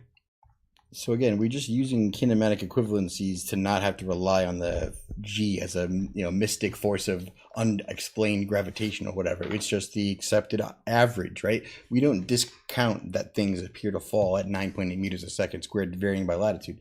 We just disagree with the causal mechanism that hasn't otherwise been proved. So when we use kinematics, we do it like this, where we algebraically redefine the law so that the thing that we're deriving is not a constant, and then the thing that we need can be algebraically solved. The same thing we did for gravity, right? When we said height is just half of acceleration over time squared plus velocity over time, which is just the algebraic derivation of acceleration equals 2 times the height over the time squared, which is usually going to give you g on a relative on Earth system, right? But we use that to go through the other derivations of basic formulas. Buoyancy doesn't need g, of course not. All it is the displacement, the volume of the displacement, the acceleration, which we just kinematically derive from height equals whatever over t squared, and then we have the buoyant force itself is described just with the density, the acceleration, and the volume. It's super easy. We also do mass, F equals ma, weight, weight W equals ma, of course, density, P equals m over v, and then the good old F equals mg, which we have this awesome meme, which will turn into an actual mathematic equivalence with weight, mass, and g, which again, A gives a kinematic equivalent and accepted for all purposes. So then you have back to the electrostatic explanation using all of these forces cohesively together without invoking the relative non-defined constant g, but just using kinematics, observations, acceleration, and physics to determine the same thing. So is gravity necessary for any of this is the question. Absolutely not is the answer.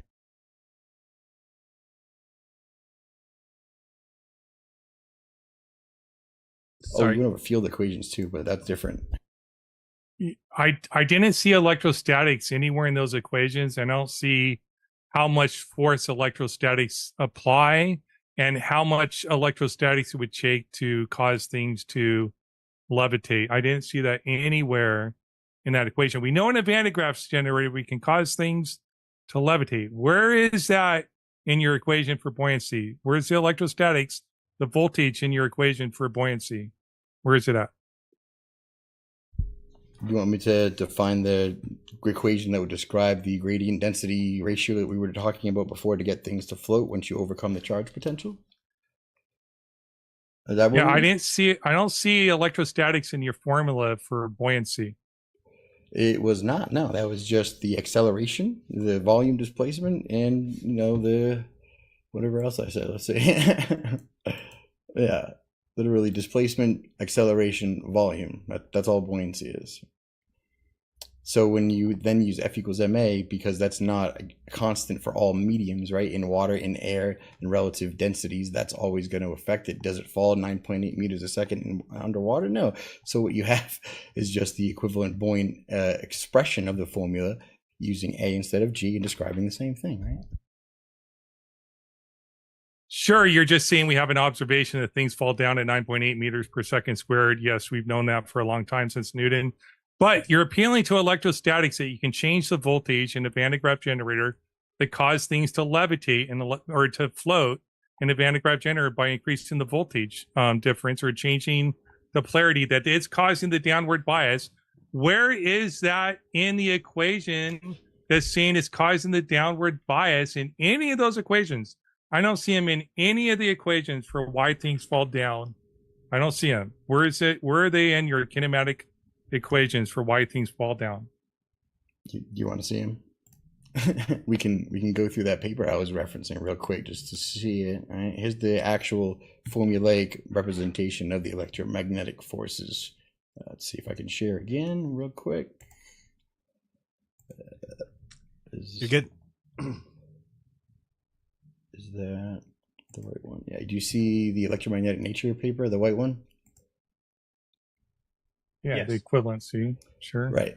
So when they're doing, again, gravitational constant, but he is just using literally electromagnetic energy density, the mass charge equivalence, electromagnetic nature, and Coulomb's electrostatic law. So this one right here, fundamentally the same derivation of G as a constant. This one right here, literally expounding upon it to pretty much extrapolate the distance inverse relationship and the charge mass potential differentiation, which would be in units of U column, which comes back to, again, it deals with particles, but essentially it's this right here, expressed with, this would be your formula. Here's the actual equivalent for the electromagnetic field potential, the permissibility and permittivity, and then here's the actual result where he gets, based on particles and antiparticles and of course the math of the electromagnetic vacuum, which is writing about here, he gets this wonderful reduced Planck's constant in the constant measured speed of light using just magnetic moments and particles. And he goes through a whole bunch of other stuff that I don't understand about inventing units called, I just want to mention it because it's awesome and I've never heard of it. I think it's Kenons. Yeah, Kenons. If you don't get up on your Kenons, they're origin of gravitation, where he's a flow of Kenons from surrounding space. But that's just the actual math, including electromagnetic and equivalent for everything you just attributed to G. Right? Isn't that what we wanted? Yeah, where's the test for this to verify that this is accurate? And that means that Faraday cages apply now to affect this force, and I still don't see how the gravitational constant is in your equations for acceleration. So now you're appealing to a calculation for the gravitational constant, which is based on electrical charge versus electrical charge. Now it's going to be based on the electrical charges of each item, not on the mass of each item. So where is your math for buoyancy based on electrical charges, not on mass? So it just says that G is depending on the local density of the vacuum and consequently not a universal constant. So when he defines it, it's with, let's see, the electrostatic force and the observation of inversely proportional to mass, which is the square of the density, which is, let's see, the 4 times the angle of the vacuum state, which he generalized as this wonderful Planck's local Kenon, which is G equals 1/4 pi energy sub alpha of the product of, I don't know what the hell that symbol is, but there's his derivation of the actual math that would be the electromagnetic derivation of G in gravity. So his position is it's all electromagnetic based, and his math supports the electromagnetic basis of the fundamental constant of G. But again, we didn't start by refuting this constant quote. We accepted that it exists. We measured that it was an average, and we abruptly derived the kinematic equivalent to get it based on, again, acceleration, height, and time, right? So we're already working with that as a constant and a thing, an observable metric of reality. We're not discounting it. We're, again, back to our different interpretive frameworks for the same phenomenon, I think. I don't agree. If you're appealing to this as your explanation for where you get C, your constant, gravitational constant from, but you're calling your acceleration constant or whatever, then you're talking about the electrical charges of each mass, of each item, not the mass of each item. So your buoyancy should be based on the electrical charge of each item. So if you're not appealing to this kinematic equivalence, and I don't know why you went here at all. Well, you said you wanted the math for the electromagnetic representation for the force I was describing, right? You said I was just using kinematics and non-electromagnetism to describe an electromagnetic phenomenon. So there is the basis for the math that would describe what we're talking about. But essentially, that's another example of the derivation of electromagnetic forces, right? We started with the debunk of the Cavendish doing the same thing with electrostatics that he claimed to do with mass attracting mass. And then we jumped to the Planck constant permissibility and permittivity of the electromagnetic background. And then we went to the gravitational constant. Again, that relationship between universal law of gravitation and the Coulomb's law of the mass equivalence, like mass charge equivalence. They're identical. The only difference is the relationship to mass and the repellent versus repellent and attractive forces depending on circumstances. You'd think a true fundamental force would be able to be applied. However, we have one that's particularly only attracting, even though it's responsible for all the forces we can't see, hear, test, measure, or otherwise quantify. But what we were doing is explaining mathematically how, from an energetic background with a permeability and permissibility propagation rate, that the constant rate of light speed that we see and measure is actually much more explainable as a rate of induction through an energetic medium. That's essentially what it comes down to, is that it's better explained electromagnetically than mystically with mass attracting mass from a thing that's magically contrived from nothing. I think I was asking where electrostatics was in your equation for buoyancy and why things fall down and stuff like that. And you never showed it. You showed an equivalency for how you can calculate gravitational constant, which has to do with the electrical charge or mass energy equivalent or whatever it is. I'm not an expert. I'm not a physicist when it comes to that. But if you are appealing to that, then it has to do with the electrical charge of the item and not to do with the mass of the item. So again, you'd have to insert that into your equations for buoyancy and not the mass of the items, and then not the difference in mass and density of the items. It have to be the difference of the electrical charges, the energy density of the items, not the mass density of the items, for those equations to apply to buoyancy and why things fall down. So you're mixing these concepts, you're equivocating different concepts, and you're mixing them together. And I'm not sure why. My question specifically is, where is electrostatics in your equation for buoyancy, so I can calculate what it would take to cause anything to levitate? Why would I have to redefine the buoyant force, though? Why would that now need to incorporate electrostatics when that worked fine as itself using the acceleration, density of the fluid, volume of the liquid, right? It just says that the force is equal to the weight that you displace of the fluid for buoyancy. So why would that need to be redefined electrostatically? Because you're appealing to electrostatics, which is causing the downward bias, and you're also appealing to electrostatics, which can actually reverse the direction of the bias. So it ought to be in the equation to explain the directionality of the buoyancy, and to at least explain why things tend to fall down, to give it a directionality. And it's not in the equation, and I just want to know why. So in our equation, we say the larger mass, that both masses attract each other, so they fall towards each other, right? So, but I mean, the buoyant force never had a directional vector associated before. We now need to invent and incorporate one? I mean, what was the downward vector incorporating sphericity and gravity and the centripetal motion center before? It was never there. It was just a description of a relationship between, the amount of water displaced and weight, essentially. We're not redefining these forces. We're just algebraically arranging them so that they don't invoke a constant G or a metaphysical gravitational force that we're attempting to redefine. So that's the whole purpose of this. We're not redefining buoyancy or mass or density.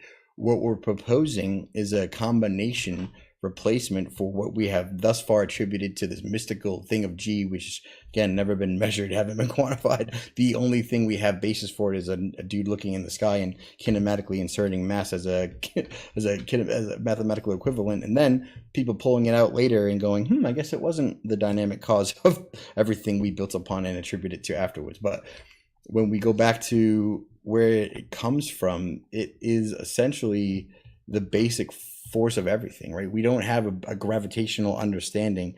We think that it governs laws of things in the sky that we can't see, can't measure, haven't been to, and will never be able to corroborate. But here on Earth, as we know and observe in the lab frame, so to speak, electromagnetism governs everything. It is the fundamental driving force. It is the thing we interact with. It is the strongest force and the most direct causal mechanism for anything. Gravitation, and it's one way only affecting a constant, but it has an inverse relationship. But this doesn't affect or cause anything at a local scale. That's why they have trouble defining it, or even trying to explain what it is.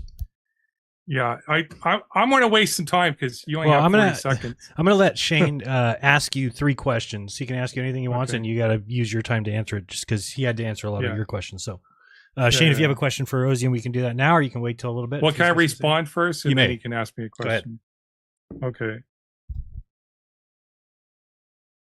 All right. So the reason why I asked about buoyancy is because in the model that I subscribe to, mass attracts mass, so they're always attracted to each other. So directionality doesn't matter in that regard, because this cup, when I drop it, it tracks to the table, and the table's attracted up to it.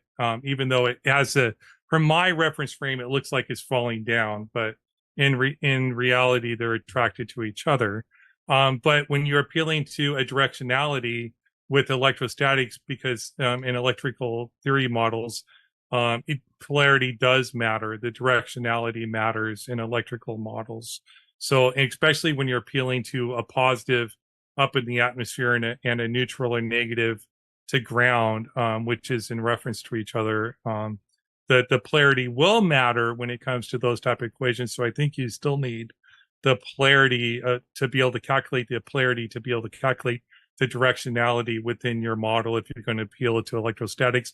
That way it can calculate how to invert the field to get things to levitate. And until you start including that stuff in your model so we can attest your hypotheses, you haven't actually established a valid hypothesis. But go ahead, keep my time running, ask your question. What do you want to ask me?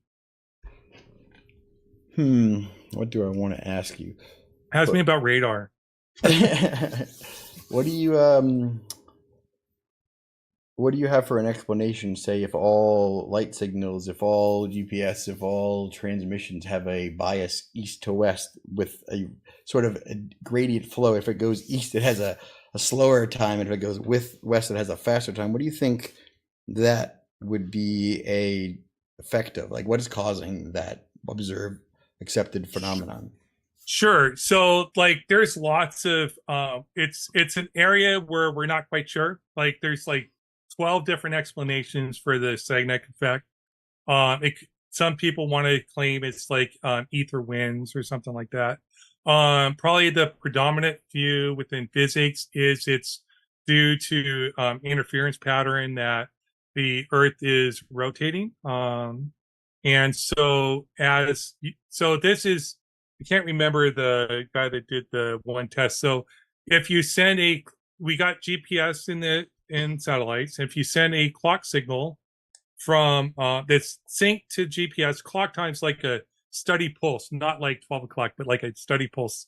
If you send a GPS, the clock signal from New York City to Los Angeles and back, there's a 14 nanosecond difference between those two clock signals that we have to account for. Some people say it's C plus or minus V, depending on the directionality of the clock signal. But as we know, in reality, the Earth is a sphere and it rotates. So as the Earth is rotating, the clock in New York is moving in one direction. It's moving away. When it sends the signal to Los Angeles, it's moving away from that clock. And this clock is catching up, so it takes 7 nanoseconds. It's 7 nanoseconds quicker. So that's what we call the Sagnac effect. And when we send it the other way, the New York clock is moving away. Did I get the directions wrong? I might get the directions wrong. Anyways, it doesn't matter.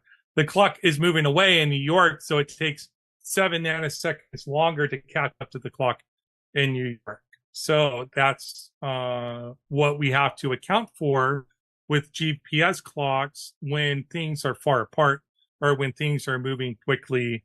We have to account for that. And we also need 4 satellites to be able to get time. And we need to use general relativity and do some calculations and include Sagnac effect to be able to calculate local time anywhere on the planet. Because satellites are moving too, so we have to account for those moving. Next question. That's not a terrible recitation, honestly. I mean, I disagree with all of it, but as far as people who have presented it coherently, that's not bad. Like, so the range measurement equation in GPS already accounts for SAG-NAG. It's a time interval system. They do apply additional corrections and not anything to do with the north-south variance. There's nothing north-south. That would be the case if what you're saying was the effect. It is only east to west. So essentially, there's no north-south variance. But the SAG-NAG is not a rotational effect. It's actually been linearized a couple times and generalized. So it's observably, provably, mathematically, and physically just describing a linear motion. So there's no reason why that should have anything to do with the east-west interference. But not a bad, like I said, not a bad on the spot recitation to something that people usually specialize in, right, as a topic.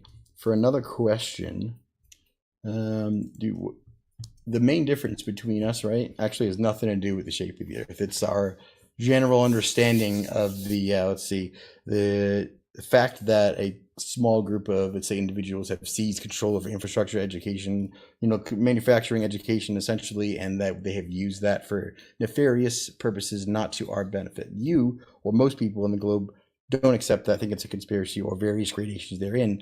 Essentially, the faith in the government and the system and the mainstream is what separates us more than anything to do with shape.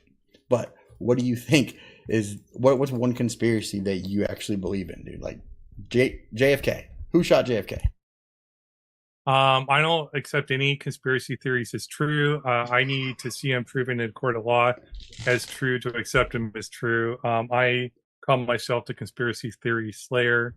So, and I am a philosophical naturalist. So, anyways, so I'm skeptical in that regard of any type of claims. I'm not as much of a cynic as I could be, maybe, which I think is more where conspiracies come from, is cynicism. But go ahead with your next question. It was the CIA, by the way, in case you were wondering. That was the answer to the question. Yeah. And then from there you go to 9/11 and the conspiracy, the faith in government, all the way through, war, money, currency, education, financial systems, block. Who's Vanguard and Block? I'm just kidding. Yeah. But like the other thing that I'd want to ask you, I think, would be, what do you think of the general Glober method of instead of answering questions and thinking about stuff, attacking, obfuscating, emotionally charging, invoking, distracting, all the stuff that we see from, like, say, FTFE and the likes of the more egregious people? I see you stop it on your show, but what do you think about it? I think FTFE, Craig, has changed his approach to debates, the last few debates. And even with me, if somebody attacks me personally, I seem to respond. Like, don't call me a liar, I get annoyed. Like when I debated Craig, I responded, not Craig, but when I debated Caleb, I knew how Caleb debated by watching in the past, so I had an approach for Caleb. But look how I'm debating you. Like, this is normally how I debated. When I debated Nathan Thompson, I swore he was going to ask me on a debate. Now, I might kid about being gay. I'm really not gay. I'm really not into trans women. I know I make those jokes and stuff like that. But unless you're hot, then maybe, hey, you're a hot trans woman. You got my email. It's on my YouTube channel.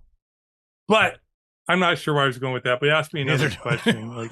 Oh, no, I just want to say, I take people basically at their word. If they say that they believe the shape of the Earth, I take them at their word. Now, I do I think you're that we have motivated reasoning a lot of times. Motivated reasoning.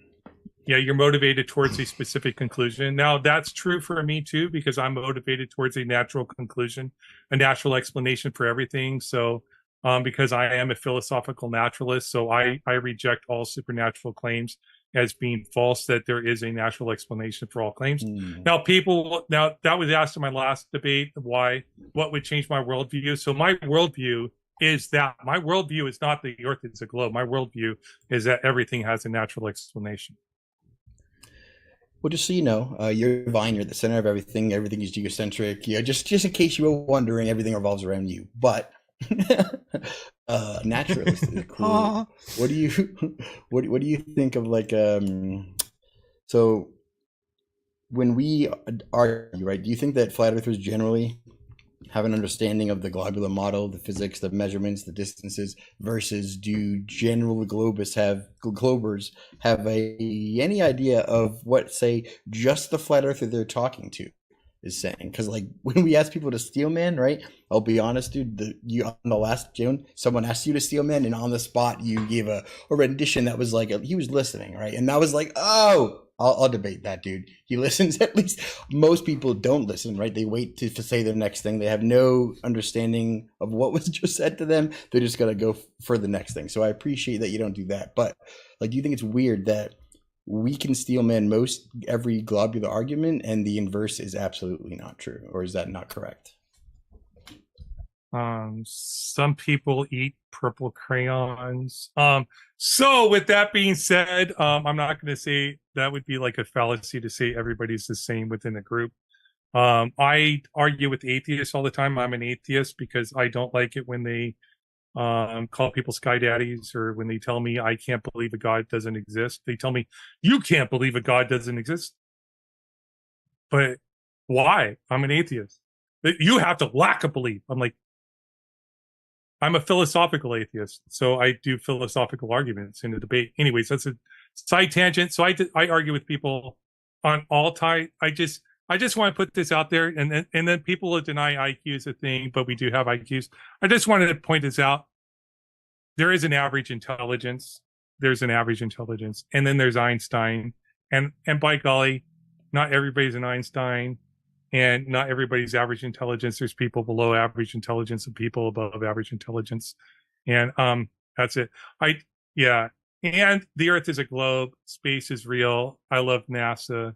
I want to go to Mars. Please, Elon Musk, take me to Mars. I know I'm too old. I'm broken.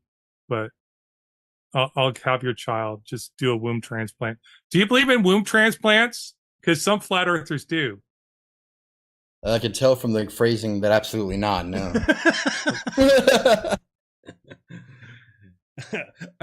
All right, you got 37 seconds till your outro, so go ahead. Okay, so I was going to use it to waste time, 8 minutes, but this was a fruitful conversation. I really did enjoy it. People got to know a little bit about me. Just come check out my channel.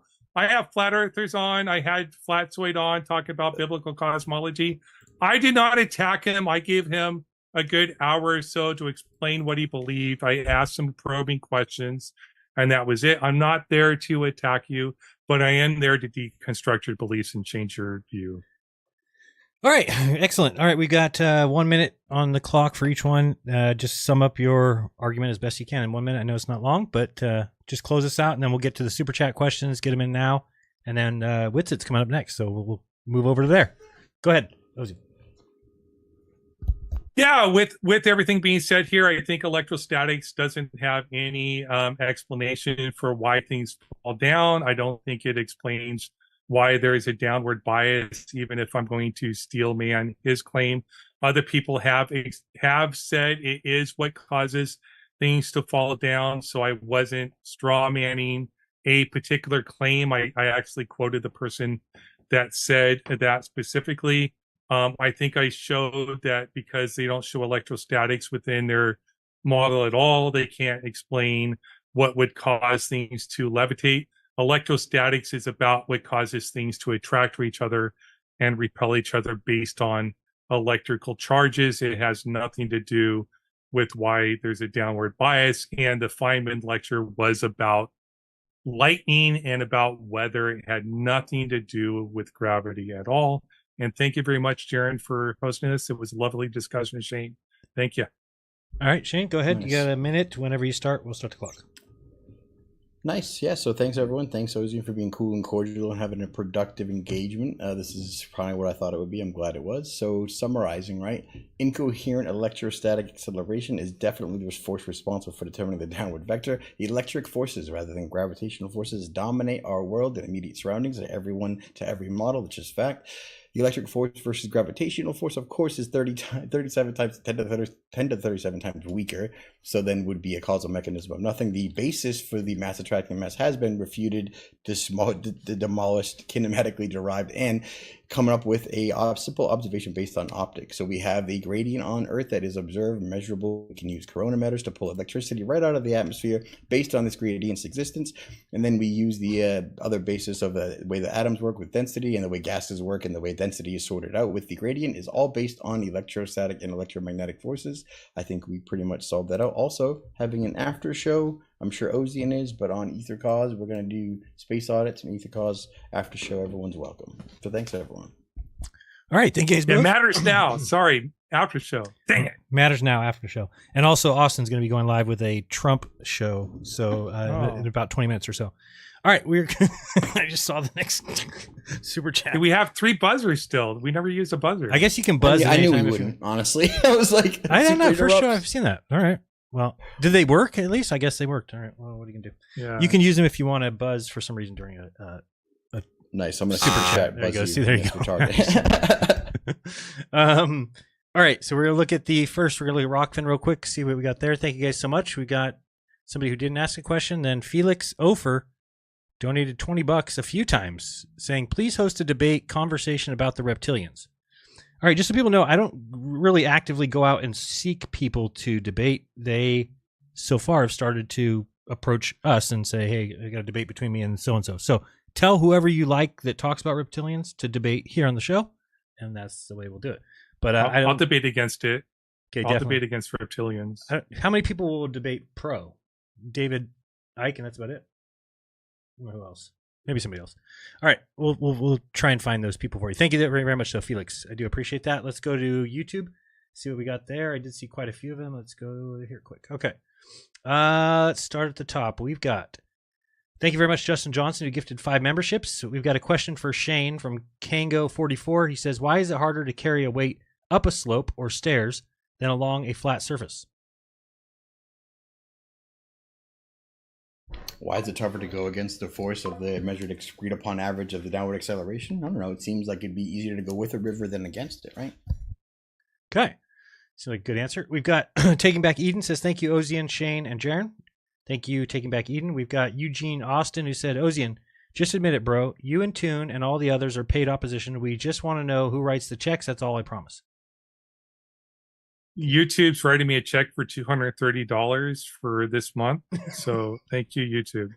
They actually take my money, so you know. I think I spend more in super chats. Yeah. Kango44 is back. He says, for Shane, given a ball that weighs 5 kilograms, 2 meters from the ground, impulsed with 700 newtons or 700 Ns, applied horizontally, I can tell you where it would land. Please tell me where it would land using your electrostatic stuff.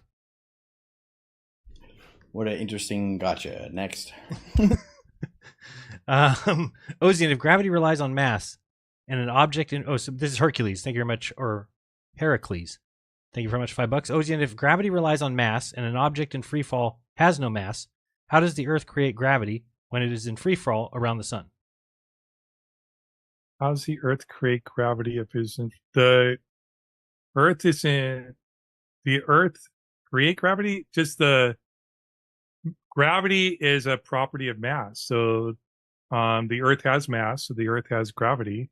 But he said, it's in orbit around the sun, so it's in, you could call it a free fall. So for appealing to Newtonian physics, and it's leaving away. And actually, if we just theory of relativity, it's actually following a straight line in non-Euclidean space in a manifold. There. Okay. You believe that? Okay, let's go with the next. Oh, right. And he said, oh, yeah, you got that part. Witsit gets it to Oz. Thank you very much. Witsit, $10 says, Ozian, we can directly manipulate electrostatics as the casual agent to alter the weight, rate, and fall and vector of an object experimentally. Can you do the same with your reified belief of gravity? Yes, we can do it with the Cavendish experiment by changing the size of the mass and by changing the distance between the two masses. But not change the causal agent, he's saying? We can change the size of the mass. Okay. So the mass Gotcha. mass changes the amount of force in the equation, so to calculate what the gravitational constant is. So yes, we can determine what the amount of force is being acted upon between the two masses using the Cavendish experiment by changing the size of the mass, which is fixed, and then separating the distance between the two masses. Okay. Heracles, thank you very much for joining the club. Same thing with D-Town Books, ABQ. Kango, back again, says, for Shane, so your car was built using Newtonian mechanics. Please explain how you might compute the required volume of an airbag to safely absorb the collision of an accelerated mass like your head. Nothing was built with Newtonian mechanics. Physics derives properties and laws, and then Newton is kind of an old doddering fool, but whatever. Okay. Witsit gets it back, $5, says, Ozian, what exactly is gravity? You keep using the word as if it's a deity, but it appears you don't even have an actual explanation, yet Shane does. I don't have an explanation. I gave an explanation. Gravity is mass attracts mass. He's saying gravity is electrostatics. Okay, cool. Next. Okay. Eugene Austin says, Ozian, light is not sentient. It doesn't act like a particle when you need it to, and it doesn't know you're watching it. Talk about crazy. I agree. All right. Okay, good. We see we're getting somewhere. Making friends here. Witsit gets it back again. Theory of relativity reifies mathematical coordinate systems as and concepts. Ozian, can you attribute physical properties to conceptual abstractions? It depends. So if you have a concept, so basically theorems within science are axioms. So you have an observation, you propose certain axioms to explain the observations, then you go do tests. So if the tests confirm the axioms being these concepts, then it supports the axioms as being concrete things that are more likely to be true. So yes, you can support axioms as being concrete things based upon testing. So, yep. Do you have a comment there, Shane? I thought you were getting ready to comment. Nope. Okay. Well, we were looking back to the Kepler. We said that how does you have mass as equivalent? And actually, you can reduce it from mass, and then you're left with a description of a periodicity, which is just Kepler again. So when you're saying how does mass get derived, it isn't. It's a mathematical trick. You can only get the same thing factorially scaled from covariantly scaling optics. That's all. Okay, LJ, thank you very much. $2 says, Ozian, what if NASA officially admits the Earth is flat? I would believe NASA was lying. I would be a cynic. Okay. Why? You don't believe in any conspiracies, though. I have my own reasons for rejecting the Earth is flat. Do you treat every announcement with NASA with the same discernment? Only ones that fit within my model of reality, or don't. So NASA is not within my model of reality. I wrote a book about my model of reality. It's called Beyond Faith by Ozien on Amazon. Get your copy today. Did you? Did you really? Did you have a ghostwriter, or did you write it? I wrote it. Really? It's like it's syllogism, though, so it's boring. And you really think no conspiracies exist? I don't believe conspiracy theories are true. There are conspiracies that have been proven to be true. But weren't they all conspiracy theories before that? Usually not. So a lot of most yeah. Good. So I went to and looked at the number of conspiracy theories that are out there, and a number of them that were confirmed to be true, and it's like 2%. So like I just off the bat, I'm just almost justified in rejecting all new conspiracy theories as being false. Snopes fact check said it wasn't true, so I'm good.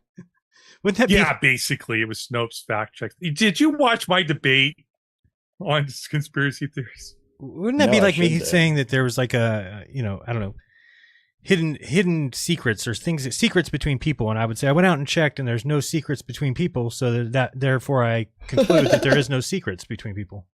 No, there's secrets between people, but yeah, and like 2% of them are known. So then there's only 2%. Conspiracy is not typically what we mean by secret. So we can have secrets, but conspiracy, when we talk about conspiracy, is usually conspiracy to do something nefarious or criminal, right? So a conspiracy theory means typically that there are facts that are unknown that cause a bridge between X and Z. So Y is missing. So because Y is missing, I'm not justified in believing Z is true. Until I have the evidence for Y, I can't be justified in believing Z.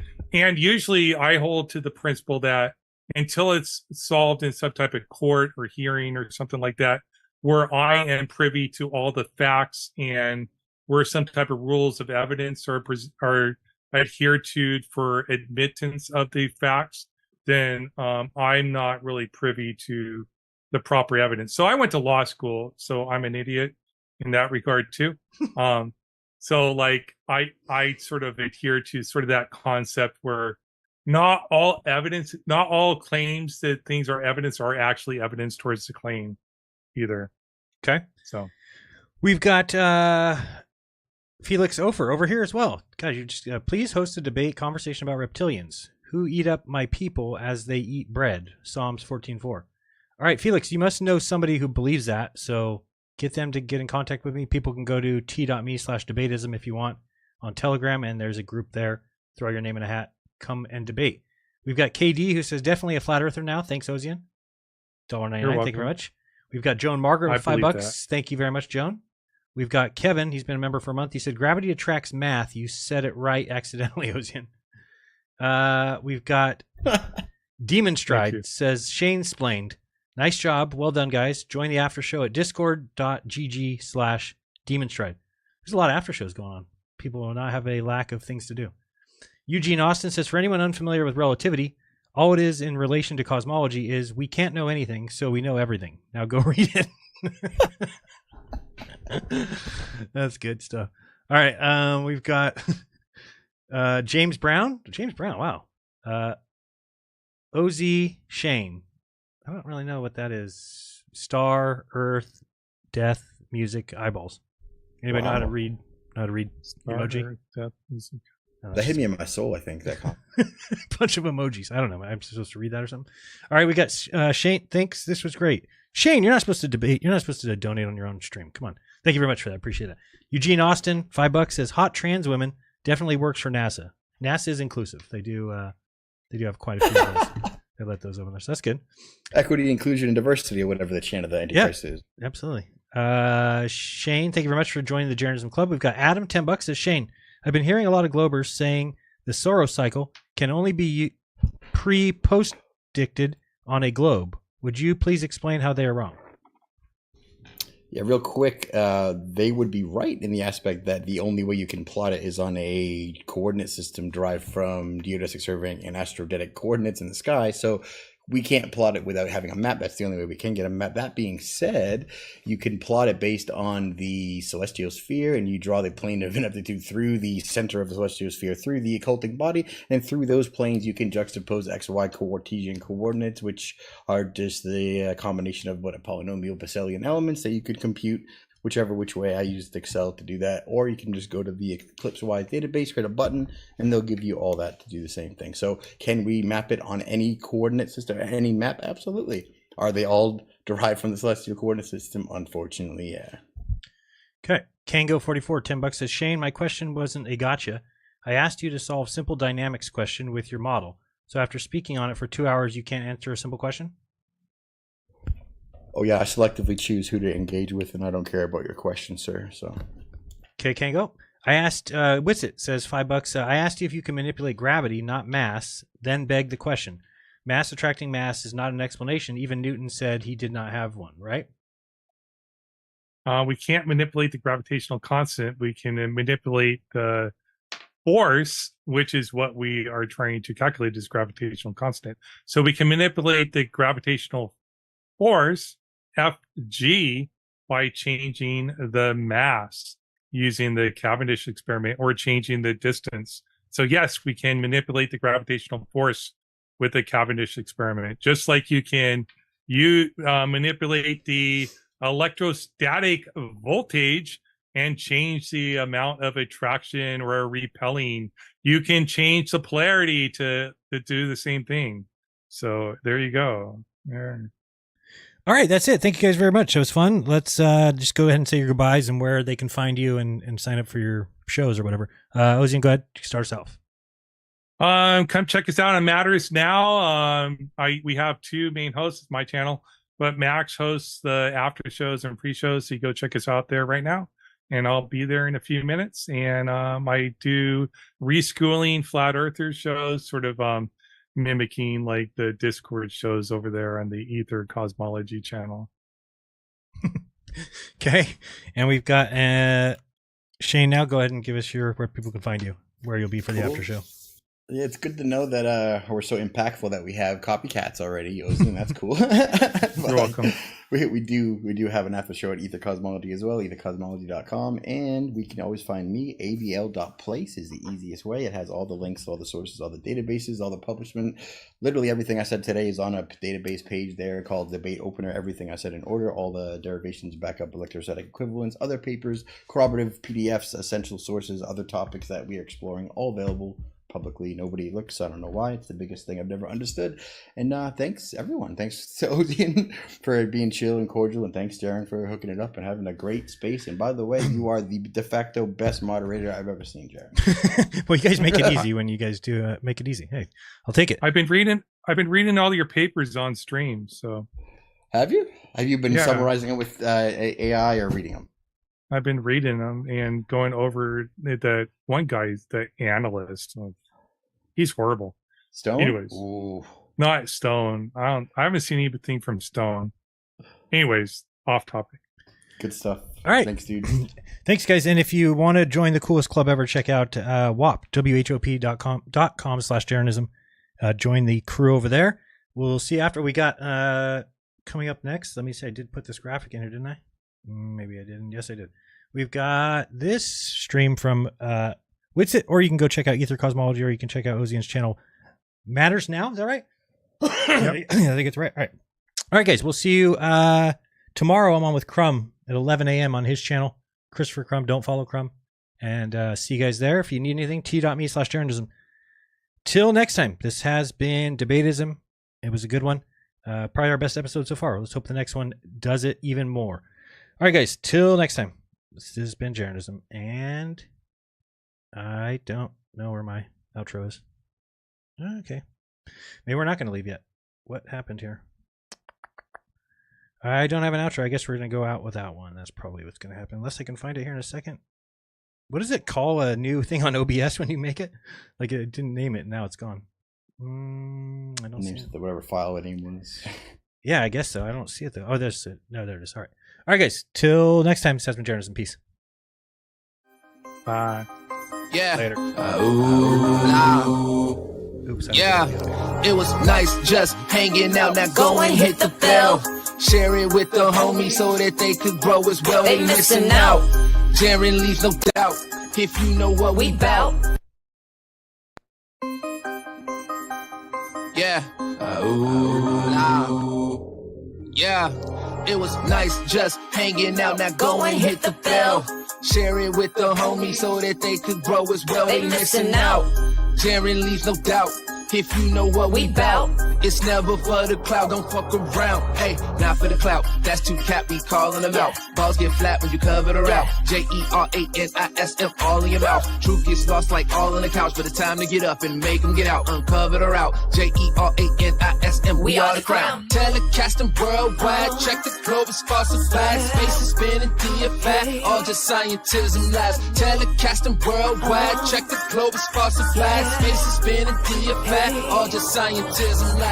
Who this be? What he about? You stay spinning, he sat out. About flat earth, it's flat out. He's still standing when you passed out. Globers pound, screaming, shout. He can turn you inside out. Yeah, surface deep, he's fell throughout. And he stay grounded, you spaced out. We gotta run nowhere when we come fact check your facts and match your data. Concept is too abstract, what matters? Try to tune in, but the note get flatter. Tell me I'm flattered. Flatter than pancake batter, now we landed. Jeranism, I'm your captain. Speaking, telecasting worldwide. Check the globe is falsified. Space is spinning DFI, all just scientism lies. Telecasting worldwide. Check the globe is falsified. Space is spinning DFI, all just scientism lies. You know equations to the things you make the symbols for, but ain't really explaining what the symbols for. They try to teach you things against the things we taught before. No point in arguing now, they don't wanna talk no more. Okay, got a bite of the truth and now it's certain. That's what life look like when your mind is certain. Okay, got a bite of the truth and now it's certain. That's what life look like when your mind is certain. Thanks to the east side, thanks to the west side, thanks to the north side, way down to the south side. Thanks to the east side, thanks to the west side, big ups to the north side, way down to the south side. Telecasting worldwide, check the globe is falsified, space is spinning, DFI, all just scientism lies. Telecasting worldwide, check the globe is falsified, space is spinning, DFI, all just scientism lies. Telecasting worldwide, check the globe is falsified, space is spinning, DFI, all just scientism lies. Telecasting worldwide, check the globe is falsified, space is spinning, DFI, all just scientism lies.